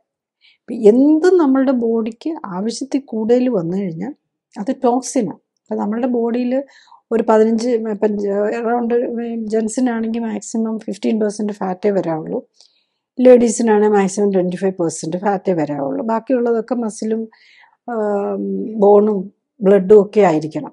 പക്ഷെ നമ്മൾ പലപ്പോഴും രോഗമുള്ളവരെ കാണുന്നത്, പ്രത്യേകിച്ച് ഈ സൈക്കാട്രിക് പേഷ്യൻസും എല്ലാവരും തന്നെ ഓവർ വെയ്റ്റും കൂടെ ആയിരിക്കും. അപ്പോൾ ഈ എക്സസ് ഉള്ളത് മുഴുവൻ ഫാറ്റാണ്. ഈ ഫാറ്റ് പ്രത്യേകിച്ച് അതിലകത്ത് നമ്മളുടെ ഇപ്പോഴത്തെ ജനറൽ ഫുഡിനകത്തുള്ളത് എല്ലാം ഒമേഗ 6 വെരി ഹൈയാണ്. ഈ കശുവണ്ടി, കപ്പലണ്ടി, ബദാം, പിസ്റ്റ, ഇതൊക്കെ നമ്മൾ സ്ഥിരം കഴിക്കുന്ന. അതുപോലെ തന്നെ ഓയിൽ, വെജിറ്റബിൾസ് ഓയിലെല്ലാം തന്നെ നമ്മളുടെ കുക്കിംഗ് ഓയിലായിട്ട് ഇടുന്ന വെജിറ്റബിൾ ഓയിൽസ് എല്ലാം തന്നെ വെരി ഹൈ ഇൻ ഒമേഗ 6 ആണ്. അപ്പം ഇതെല്ലാം നമ്മളുടെ ബ്രെയിനിൻ്റെ ബാലൻസും കൂടെ തെറ്റിക്കുകയാണ് ചെയ്യുന്നത്. പിന്നെ ഈ സോഡിയം കൂടി പോകുന്നത് എങ്ങനെയാണെന്ന് ചോദിച്ചു കഴിഞ്ഞാൽ ഇപ്പം നമ്മൾ സോഡിയം പൊട്ടാസ്യം കറക്റ്റായിട്ട് വേണം. അപ്പം നമ്മൾ കഴിക്കുന്ന ഫ്രൂട്ട്സ്, വെജിറ്റബിൾസ് ഇഷ്ടം പോലെ സോഡിയം പൊട്ടാസ്യം ഉണ്ട്. പക്ഷേ നമ്മൾ അതെല്ലാം പ്രോസസ്സ് ചെയ്ത് കഴിയുമ്പം ഇപ്പം നമ്മൾ ഉരുളക്കിഴങ്ങിൽ നന്നായിട്ട് പൊട്ടാസ്യം ഉണ്ട്. പക്ഷെ ഉരുളക്കിഴങ്ങിനെ മാറ്റി അതൊരു ചിപ്സാക്കി കഴിയുമ്പോഴേക്കും പൊട്ടാസ്യം എല്ലാം പോകും. അപ്പോൾ ഈ ഫ്രൈ ചെയ്ത് കഴിയുമ്പോഴോ അല്ലെങ്കിൽ തിളപ്പിച്ചൂറ്റി കഴിയുമ്പം നമ്മൾ ചോറാക്കി കഴിയുമ്പം നമ്മൾ ആ വെള്ളത്തിനകത്തേക്ക് ആ പൊട്ടാസ്യം എല്ലാം പോകും. അത് കഴിഞ്ഞിട്ട് നമ്മൾ എന്ത് ചെയ്യും? ഉപ്പിട്ട് ടേസ്റ്റിയാക്കി നമ്മൾ കഴിക്കും. അപ്പം അതുപോലെ തന്നെ എന്ത് ഫ്രൈ ആണെങ്കിലും ചെയ്ത് കഴിഞ്ഞിട്ട് അതിനകത്ത് കുറേ ഉപ്പും കൂടി ഇടും. അപ്പം ഈ സോഡിയത്തിൻ്റെ അളവ് ഒത്തിരി കൂടുകയും ചെയ്യും, പൊട്ടാസ്യത്തിൻ്റെ അളവ് കുറഞ്ഞു പോകും. ഇത് നമ്മളുടെ ബ്രെയിനിൻ്റെ ബാലൻസ് തെറ്റിക്കും. നമുക്കറിയാം ഇപ്പോൾ ഉപ്പ് കൂടുതൽ വന്നു കഴിഞ്ഞാൽ നമുക്ക് നമ്മളുടെ സൈക്കാട്രിക് പ്രോബ്ലംസ് വരാമെന്നുള്ളത് ഈ കടലിലൊക്കെ പോകുന്നവർക്കറിയാം. കടലിൽ വെള്ളമൊക്കെ കിട്ടാതെ വരുവാണെങ്കിലും അവരൊരു കാരണവശാലും കടലിൽ ഇഷ്ടംപോലെ വെള്ളമുണ്ട്, ആ വെള്ളം എടുത്ത് കുടിക്കുകയില്ല. കാരണം എന്താണെന്ന് ചോദിച്ചാൽ അവരുടെ ബാലൻസ് പോകും. അതിനകത്ത് ഉപ്പ് കൂടുതലല്ലേ. ഉപ്പ് കൂടുതലുള്ളത് നമ്മൾ കഴിച്ചു കഴിഞ്ഞ് കഴിഞ്ഞാൽ നമ്മുടെ നെർവ് സിസ്റ്റത്തിൻ്റെ ബാലൻസ് പോകും. അതാണ് ഒരു ഇത് വരുന്നത്. പിന്നെ ഈ ഇങ്ങനത്തെ സൈക്കാട്രിക് ഡിസീസോ or any nerve system disorders, സ്ട്രെസ്സും ഇങ്ങനെയൊക്കെ ഉള്ളവരും പിന്നെ ഈ ഫുഡ് കൂടാതെ നമ്മൾ ശ്രദ്ധിക്കേണ്ട ഒരു കാര്യം കൂടെ ഉണ്ട്. അത് നമ്മളുടെ ഉറക്കമാണ്. നമ്മളുടെ ഈ ബ്രെയിനിലെ ഇമ്മ്യൂൺ സിസ്റ്റം ഞാൻ പറഞ്ഞല്ലോ, ഗ്ലയൽ സെൽസ് എന്നൊക്കെയാണ്. അപ്പോൾ അവിടുത്തെ എല്ലാ ഡാമേജും ഇതൊക്കെ റിപ്പയർ ചെയ്യുന്ന സമയം നമ്മൾ ഉറങ്ങുന്ന സമയത്താണ്. അപ്പം നമുക്ക് ആ ഉറക്കം കുറഞ്ഞു പോയാലും നമ്മൾക്ക് സ്ട്രെസ്സും മറ്റ് പ്രോബ്ലംസിലേക്കും പോകുന്നുള്ളതാണ്. പിന്നെ ഈ സോഡിയം പൊട്ടാസ്യം അല്ലാതെ വേറൊരു ന്യൂട്രിയൻറ്റും കൂടെ വെരി ഇമ്പോർട്ടൻ്റ് ആണ് ബ്രെയിനിൻ്റെ ഫങ്ഷനിങ്ങിൽ. That is magnesium. ഈ മഗ്നീഷ്യം എന്ന് പറയുന്നത് നമ്മളുടെ ബ്രെയിനിനെ ക്വയറ്റൻ ചെയ്യുന്നതാണ്. അപ്പം ചില കണ്ടീഷൻ ഞാൻ നേരത്തെ പറഞ്ഞാലോ, എപ്പിലെപ്സിക്ക് തന്നെ ട്രീറ്റ്മെൻറ്റ്, അതായത് കൺവൾഷൻസ് വരുമ്പം ഒന്നുകൊണ്ടും ഒരു മരുന്ന് കൊണ്ടും കൺട്രോൾ ചെയ്യാൻ പറ്റാതെ വരുമ്പം വേറെ ഉപയോഗിക്കുന്ന ഒരു ഇതാണ് മഗ്നീഷ്യം സൾഫേറ്റ്. അത് പ്രത്യേകിച്ച് നമ്മൾ ഈ ലേഡീസിലൊക്കെ പ്രഷർ കൂടിയിട്ട് ഒരു എക്ലാംസിയ എന്ന് പറഞ്ഞ് പ്രഗ്നൻസിയിൽ വരുന്ന ഒരു കണ്ടീഷനുണ്ട്. അതിലൊക്കെ നമുക്ക് വേറെ ഒന്നും ചെയ്യാൻ പറ്റാതെ വരുമ്പോഴേക്ക് എക്ലാംസിയ, അതായത് എക്ലാംസിയ എന്ന് പറഞ്ഞാൽ ബ്രെയിൻ ഫിറ്റ്സ് വരുന്നതാണ്. ആ ഫിറ്റ്സ് നിർത്താൻ വേണ്ടിയിട്ട് നമ്മൾ ചെയ്യുന്നത് മഗ്നീഷ്യമാണ്. അപ്പോൾ അത് അല്ലാത്ത പല കാര്യങ്ങൾക്കും നമ്മളിപ്പോൾ മഗ്നീഷ്യത്തിൻ്റെ യൂസേജ് വരുന്നുണ്ട്. അതായത് നെർവ്സിനെയും മസിൽസിനെയും ക്വയറ്റൻ ചെയ്യാനുള്ള. അപ്പോൾ മഗ്നീഷ്യം കൂടുതലുള്ള ഭക്ഷണം ആവശ്യത്തിൽ, കൂടുതലെന്നല്ല, ശരിക്കും പറഞ്ഞാൽ ആവശ്യത്തിന് വേണം. അപ്പോൾ ഫുഡിൽ എന്തിലാണ് മഗ്നീഷ്യം കൂടുതലുള്ളത്? ഫുഡിൽ ലീഫി വെജിറ്റബിൾസ്, പ്രത്യേകിച്ച് ഗ്രീൻ ലീഫി വെജിറ്റബിളുകൾ. ഇപ്പം നമ്മളുടെ ഹീമോഗ്ലോബിൻ, നമ്മളുടെ ഈ ഓക്സിജൻ കാരിയറായിട്ടുള്ളതുണ്ടല്ലോ, അതുണ്ടാക്കാൻ അയൺ വേണമെന്ന് നമുക്കെല്ലാം അറിയാം. എന്ന് പറഞ്ഞ പോലെ ക്ലോറോഫിൽ ഉണ്ടാക്കാൻ, ഈ പച്ച ചെടികൾക്കൊക്കെ നിറം കൊടുക്കുന്നത് ക്ലോറോഫില്ലാണല്ലോ. ഈ ക്ലോറോഫിൽ ഉണ്ടാക്കാൻ വേണ്ടിയിട്ട് ഉപയോഗിക്കുന്ന നമുക്ക് ചെടിക്ക് വേണ്ടത് മഗ്നീഷ്യമാണ്. അപ്പം നമുക്ക് എന്ത് വേണം? നമുക്ക് കിട്ടണമെങ്കിൽ, മഗ്നീഷ്യം കിട്ടണമെങ്കിൽ ലീഫി വെജിറ്റബിൾ, ഇലക്കറികൾ കൂടുതൽ കഴിക്കുക. പിന്നെ പൊട്ടാസ്യം കൂടുതലുള്ളതെന്ന് ചോദിച്ചു കഴിഞ്ഞാൽ നമുക്ക് മിക്കവാറും എന്തിലും ഉണ്ട്. പയറുവർഗ്ഗങ്ങളിലൊക്കെ നന്നായിട്ട് പൊട്ടാസ്യം ഉണ്ട്. പയറുവർഗ്ഗങ്ങൾ, ഇലക്കറികളിലും പൊട്ടാസ്യം ഉണ്ട്. അതുപോലെ വെജിറ്റബിൾസ്, ഫ്രൂട്ട്സിൽ, ഇതൊക്കെയാണ് പൊട്ടാസ്യം കൂടുതൽ വരുന്നത്. അപ്പോൾ കൂടുതൽ ലീഫി വെജിറ്റബിൾസ്, പയറുവർഗ്ഗങ്ങൾ, ഇലക്കറികൾ, ഇതൊക്കെ കൂടുതൽ കഴിക്കുക എന്നുള്ളതാണ് മറ്റേ എന്ത് ന്യൂറോളജിക്കൽ പ്രോബ്ലം ഉള്ളവരാണേലും ഒന്ന് ചെയ്യേണ്ടത്. പിന്നെ നട്ട്സ് പോലെയുള്ളതും ഓയിലും, കുക്കിംഗ് ഓയിലും കൺട്രോൾ ചെയ്യുക. പ്രത്യേകിച്ച് അതിനകത്ത് omega-6 ഇല്ലാത്തതും അതേസമയത്ത് omega-3 കൂടുതലുള്ള ഭക്ഷണമാണ്. പിന്നെ നമുക്ക് omega-3 കൂടുതലുള്ളത് വളരെ കുറവാണ്. ആകെ ഈ ലീഫി വെജിറ്റബിൾസിൽ കുറച്ചുണ്ടാവും. പിന്നെ ചാള, സാൽമൺ, അങ്ങനെ ഇത്തരം ഫിഷിലുണ്ടാവും. പിന്നെ നമ്മൾ ഡേ ടു ഡേ കഴിക്കുന്ന ഇതിലാണെങ്കിൽ നമ്മൾ ഉലുവ, കടുക്, പിന്നെ നമ്മളുടെ കടല, ഉഴുന്ന്, ഇങ്ങനത്തെ സാധനങ്ങളിലാണ് കുറച്ചെങ്കിലും omega-3 വരുന്നത്. omega-3 കൂട്ടാൻ അത്ര എളുപ്പമല്ല. അതുകൊണ്ട് omega-6, അതുപോലെ ചില സീഡ്സിലുണ്ട് omega-3 കൂടുതൽ. പക്ഷേ omega-3 ഒത്തിരി, ഇപ്പോൾ ഫ്ലാക്സ് സീഡൊക്കെ omega-3 കൂടുതലുള്ളതാണെങ്കിലും അത് നമ്മൾ കൂടുതൽ കഴിച്ചാൽ അതിനൊപ്പം തന്നെ ചില ന്യൂട്രിയൻസും കൂടെ ചെന്നില്ലെങ്കിൽ ഈ omega-3 വെരി ഫ്രജൈൽ ഓയിലാണ്. അപ്പോൾ അതിന് ആൻറ്റി ഓക്സിഡൻസ് കൂടുതൽ വേണം. അപ്പോൾ പ്രോപ്പർ അല്ലാതെ നമ്മൾ കുറേ omega-3 എടുത്ത് കഴിച്ചിട്ട് നമ്മൾ പ്രോപ്പറായിട്ടുള്ള ആൻറ്റി ഓക്സിഡൻസ്, മറ്റ് ന്യൂട്രിയൻസ് കിട്ടാതെ വന്നാൽ അത് വീണ്ടും ഡാമേജ് ചെയ്യും. അപ്പോൾ അതും കൂടെ മനസ്സിലാക്കി നമ്മൾ ഓയിലിൻ്റെ അളവ് തന്നെ, മൊത്തത്തിൽ അളവ് തന്നെ കുറച്ച് കറക്റ്റ് ചെയ്യുകയും കൂടെയാണ് ചെയ്യേണ്ടത്.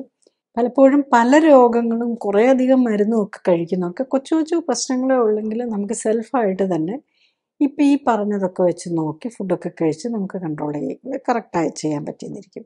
പക്ഷെ ചിലർക്ക് പല രോഗങ്ങളും, പ്രത്യേകിച്ച് ന്യൂറോപ്പതിയും, ഓട്ടോഇമ്മ്യൂൺ ന്യൂറോപ്പതിയും, സെൻസറി ന്യൂറോപ്പതിയും, മോട്ടോ ന്യൂറോപ്പതിയും എല്ലാം കൂടെ ഒന്നിച്ചുണ്ടാകും. അതിൻ്റെ കൂടെ ഡയബറ്റീസും, ഹൈപ്പർ ടെൻഷനും, കുറേ മരുന്നുകളും എല്ലാം കൂടെ കഴിച്ചുകൊണ്ടിരിക്കുന്നവർക്ക്, ഓർ ഇവൻ സൈക്യാട്രി, അതിനൊപ്പം തന്നെ സൈക്യാട്രിക് മെഡിസിൻസ് എല്ലാം കൂടെ കഴിക്കുമ്പം സെൽഫായിട്ട് ഈ ഡയറ്റെല്ലാം നോക്കി ഇതെല്ലാം, ഈ ന്യൂട്രിയൻസ് എല്ലാം ഇത്ര അളവിലുണ്ടെന്നൊന്നും ഉറപ്പിക്കാൻ പലപ്പോഴും നമുക്ക് പറ്റുകയില്ല. അങ്ങനെ വരുമ്പോഴാണ് നമ്മൾ ഈ clinically supported lifestyle correction ചെയ്യേണ്ടി വരുന്നത്. അത് സീരിയസ്ലി നമുക്ക് പ്രോബ്ലം ഉള്ളവർക്കാണ്, നമുക്ക് മൾട്ടിപ്പിൾ പ്രോബ്ലംസും ഒക്കെ ഫേസ് ചെയ്യുന്നവർക്കാണ്. ജനറലി നമ്മുടെ ബ്രെയിനിൻ്റെ ഹെൽത്ത്, വേറെ രോഗങ്ങളൊന്നുമില്ല, ബ്രെയിനിൻ്റെ ഹെൽത്ത് മെയിൻറ്റെയിൻ ചെയ്ത് പോയാൽ മതി. കുറച്ച് ഇറിറ്റബിലിറ്റിയും അങ്ങനത്തെയൊക്കെ ഉണ്ടെങ്കിൽ ഈ പറയുന്നത് പോലെ ഫുഡൊക്കെ നോക്കി സോഡിയം കുറച്ച്, പൊട്ടാസ്യം കുറച്ചൊക്കെ നമുക്ക് മാനേജ് ചെയ്യാൻ പറ്റും. അതിന് അപ്പുറത്തേക്ക് മറ്റ് മൾട്ടിപ്പിൾ രോഗങ്ങളുള്ളപ്പോഴാണ് നമ്മൾ ഈ ക്ലിനിക്കലി സപ്പോർട്ടഡ് ലൈഫ് സ്റ്റൈൽ കറക്ഷനെ കുറിച്ചൊക്കെ ചിന്തിക്കേണ്ടി വരുന്നത്. ഞാൻ ഈ പറഞ്ഞ കാര്യങ്ങൾ ശ്രദ്ധിച്ച് കേൾക്കാനും മനസ്സിലാക്കാനും കഴിഞ്ഞാൽ ഇത്തരം ജീവിതശൈലി രോഗങ്ങളുടെ കാരണം മനസ്സിലാക്കി അവയെ പ്രതിരോധിക്കാനും ഒരിക്കൽ വന്നാൽ നേരത്തെ കണ്ടെത്താനും ജീവിതശൈലിയിൽ വേണ്ട മാറ്റങ്ങൾ വരുത്തി അതിൽ നിന്ന് മോചനം നേടാൻ സഹായകമാവും. മരുന്നോ ഓപ്പറേഷനോ കൊണ്ട് ഇത്തരം ജീവിതശൈലി രോഗങ്ങൾ മാറ്റാനാകില്ല. കാരണം മരുന്നിൻ്റെയോ ഓപ്പറേഷൻ്റെയോ കുറവുകൊണ്ടല്ല ഇത്തരം രോഗങ്ങൾ ഉണ്ടാകുന്നത്, മറിച്ച് ജീവിതശൈലിയിലെ അപാകതകൾ കൊണ്ടാണ്. അതിന് ജീവിതശൈലി ക്രമീകരിക്കുന്നതിലൂടെ മാത്രമേ ഇത്തരം ജീവിതശൈലി രോഗങ്ങളെ പ്രതിരോധിക്കാനും ഒരിക്കൽ വന്നാൽ അതിൽ നിന്ന് മോചനം നേടാനും സാധിക്കും. അടുത്തത്, ആരോഗ്യകാര്യങ്ങളെക്കുറിച്ച് സംസാരിക്കുന്ന വ്യക്തിയുടെ ശാസ്ത്രീയ അടിത്തറ വിലയിരുത്തേണ്ടതുണ്ട് എന്നതാണ്. ഞാൻ ഡോക്ടർ ജോളി തോംസൺ, 1981 ബാച്ചിൽ കോട്ടയം മെഡിക്കൽ കോളേജിൽ നിന്നും MBBS തുടർന്ന് തിരുവനന്തപുരം മെഡിക്കൽ കോളേജിൽ നിന്നും MDയും റീപ്രൊഡക്റ്റീവ് മെഡിസിനിലും സർജറിയിലും സ്പെഷ്യൽ ട്രെയിനിങ്ങുകൾക്ക് ശേഷം ഗവൺമെൻറ് സർവീസിൽ ചേർന്നു. 97-ൽ റിസൈൻ ചെയ്ത ശേഷം എറണാകുളത്ത് തേവരയിൽ ലൈഫ് കെയർ സെൻ്ററിൽ മരുന്നുകളും ശസ്ത്രക്രിയകളും ഒഴിവാക്കി ക്ലിനിക്കൽ സപ്പോർട്ടോടെയുള്ള ജീവിതശൈലി ക്രമീകരണത്തിലൂടെ ജീവിതശൈലിയുമായി ബന്ധപ്പെട്ട രോഗങ്ങൾ തടയുന്നതിനും ചികിത്സിച്ചു മാറ്റുന്നതിനും ഊന്നൽ നൽകുന്നു. മോഡേൺ മെഡിസിനിൽ ഉപയോഗിക്കുന്ന മരുന്നുകളും ഓപ്പറേഷനുകളും ഫിസിയോതെറാപ്പിയും ഇമ്മ്യൂണിറ്റിയെ എങ്ങനെ സ്വാധീനിക്കുന്നു എന്നതിനെക്കുറിച്ച് പഠനങ്ങൾ നടത്തി. ഈ പഠനങ്ങളുടെ വെളിച്ചത്തിൽ ഇമ്മ്യൂണിറ്റിയെ ഉത്തേജിപ്പിക്കാനുള്ള പോഷക മിശ്രിതങ്ങളും ഓക്സിഫ്ലെക്സ് എന്ന പ്രത്യേക വ്യായാമ രീതിയും ഡെവലപ്പ് ചെയ്തു. ഈ പോഷക മിശ്രിതങ്ങളുടെയും ഓക്സിഫ്ലെക്സ് വ്യായാമത്തിൻ്റെയും സഹായത്തോടെ കോശങ്ങളെ ശാക്തീകരിച്ച് രോഗമുക്തിയെ സഹായിക്കാനും ആരോഗ്യം ഉത്തമമാക്കാനും നിലനിർത്താനും സഹായിക്കുന്ന സെൽ ആക്ടിവേഷൻ എന്ന നൂതന ചികിത്സാ രീതിയും ഡെവലപ്പ് ചെയ്തു. അടുത്തതായി എന്താണ് ക്ലിനിക്കലി സൂപ്പർവൈസ്ഡ് ആൻഡ് സപ്പോർട്ടഡ് ജീവിതശൈലി ക്രമീകരണം എന്നതാണ്. ക്ലിനിക്കലി സൂപ്പർവൈസ്ഡ് ജീവിതശൈലി ക്രമീകരണത്തിൽ ശരീരഘടനയും ശരീരത്തിലെ കൊഴുപ്പിൻ്റെ അളവും കണ്ടെത്തുകയും ഒപ്പം തന്നെ ഉത്തമ ശരീരഘടന എന്തായിരിക്കണമെന്ന് കണ്ടെത്തുകയുമാണ് ആദ്യഘട്ടം. രണ്ടാമതായി രക്തപരിശോധനകൾ നടത്തി ഹൃദയം, രക്തക്കുഴലുകൾ, ലിവർ, കിഡ്നി തുടങ്ങിയ അവയവങ്ങളുടെ ആരോഗ്യസ്ഥിതിയും ഇമ്മ്യൂൺ സ്റ്റാറ്റസും ഹോർമോണുകളുടെയും പോഷകങ്ങളുടെയും ലെവലും ശരീരത്തിന് ചേരുന്ന ഭക്ഷ്യവസ്തുക്കൾ ഏതൊക്കെ എന്ന് മനസ്സിലാക്കാൻ ശ്രമിക്കുകയുമാണ്. മൂന്നാമതായി ഉത്തമ ശരീരഘടനയിൽ എത്താനായി വേണ്ട ജീവിതശൈലി ക്രമീകരണങ്ങളാണ്. രോഗിയുടെ പ്രത്യേകതകൾ അനുസരിച്ച് ഉത്തമ ന്യൂട്രീഷനും വ്യായാമവും നൽകുന്നതിനൊപ്പം ശരീരത്തിലെത്തുന്ന വിഷാംശം കുറയ്ക്കാനുമാണ് ഇതിൽ ശ്രമിക്കുന്നത്. ശരീരകോശങ്ങൾക്ക് പ്രവർത്തിക്കാൻ ഉത്തമമായ സാഹചര്യം ഒരുക്കുന്നതിലൂടെ ജീവനാധാരമായ മെറ്റബോളിക് അഥവാ രാസപ്രവർത്തനങ്ങളുടെ സമതുലിതാവസ്ഥ വീണ്ടെടുക്കുകയും നിലനിർത്തുകയുമാണ് ലക്ഷ്യം.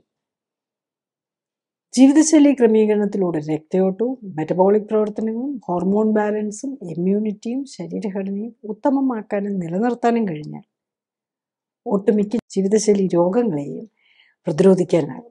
മാത്രമല്ല, വർഷങ്ങളായി മരുന്ന് കഴിക്കുന്നവർക്ക് പോലും രോഗം മൂർച്ഛിച്ച് അവയവങ്ങൾ തീരെ നശിക്കുന്നതിന് മുൻപെങ്കിലും കേടായ ശരീരകോശങ്ങളുടെ പുനർനിർമ്മിതിക്ക് ആവശ്യമായ പോഷകങ്ങൾ നൽകാനും വിഷാംശ ശരീരത്തിലെത്തുന്നത് തടയാനും ശരീരകോശങ്ങളെയെല്ലാം ഉത്തേജിപ്പിക്കാനുതകുന്ന വ്യായാമത്തിലൂടെ എല്ലാ ശരീരകോശങ്ങൾക്കും വേണ്ട രക്തയോട്ടം ലഭിക്കുന്നു എന്ന് ഉറപ്പാക്കാനും വേണ്ട ജീവിതശൈലി ക്രമീകരണത്തിന് തയ്യാറായാൽ പ്രമേഹവും പ്രഷറും ഹൃദ്രോഗവും അലർജിയും ആസ്മയും ആർത്രൈറ്റിസും ക്യാൻസറും പോലുള്ള ഒട്ടുമിക്ക ജീവിതശൈലി രോഗങ്ങളിൽ നിന്നും അവയ്ക്കായി കഴിക്കുന്ന മരുന്നുകളിൽ നിന്നും വേണ്ടിവരാവുന്ന ഓപ്പറേഷനുകളിൽ നിന്നും ഒക്കെ മോചനം നേടാനും കഴിയുന്നതേ ഉള്ളൂ.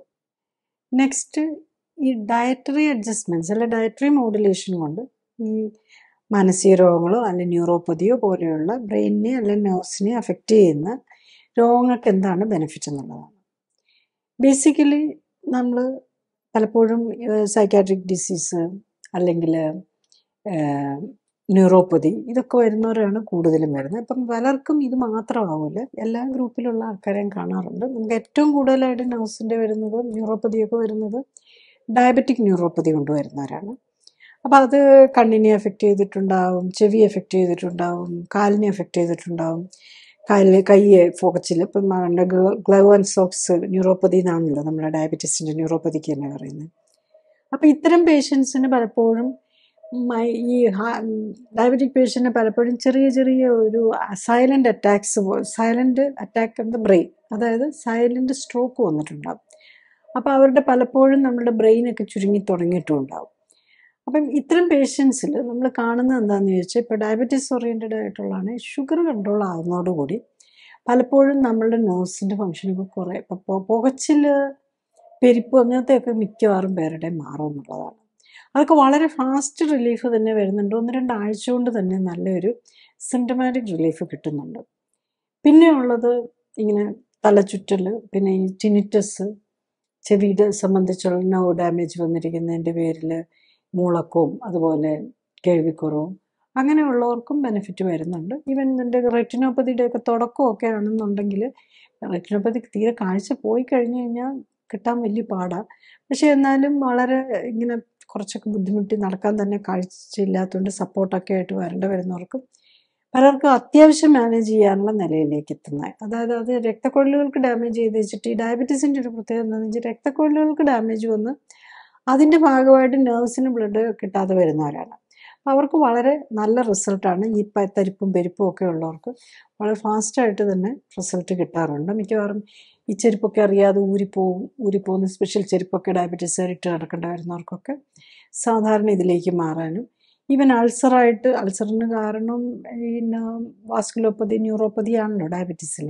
അപ്പം അതൊക്കെ വന്ന് ഹീൽ ചെയ്യാനും ഒക്കെ നല്ല എളുപ്പമായിട്ട്. അതിൻ്റെ ബേസിക്കലി അവിടെ എന്താണെന്ന് വെച്ചാൽ നമ്മൾ ഏറ്റവും ഫോക്കസ് ചെയ്യുന്നത് ഷുഗർ കൺട്രോളിലാണ്. ഷുഗർ കൺട്രോൾ ചെയ്താൽ മാത്രമേ ഷുഗർ കൊണ്ട് വരുന്ന ന്യൂറോപ്പതി മാറുള്ളൂ. അപ്പം ഈ ഡയബറ്റിക് പേഷ്യൻസിന് തന്നെ അൾഷിമേഴ്സ് ഡിസീസും ഓർമ്മക്കുറവും ഒക്കെ വരുന്നവർ ഒത്തിരി പേരുണ്ട്. ചിലരൊക്കെ ഇച്ചിരി പ്രായമായവരും മൾട്ടിപ്പിൾ മരുന്നുകളായിരിക്കും കഴിക്കുന്നത്. അപ്പോഴേക്കും അവർക്ക് ഇറിറ്റബിലിറ്റിയും അതുപോലെ ആങ്സൈറ്റിയൊക്കെ കണ്ട് സൈക്കാട്രിക് മെഡിസിൻസും കൊടുത്തിട്ടുണ്ടാകും. അപ്പം പലപ്പോഴും ഇച്ചിരി പ്രായമായവർ ഉറക്കിക്കിടത്താൻ വേണ്ടിയിട്ട് ഉറക്ക ഗുളികയും എല്ലാം കൂടെ ആകെ പലപ്പോഴും ഒരു മെസ്സായിരിക്കും പല പേഷ്യൻസും.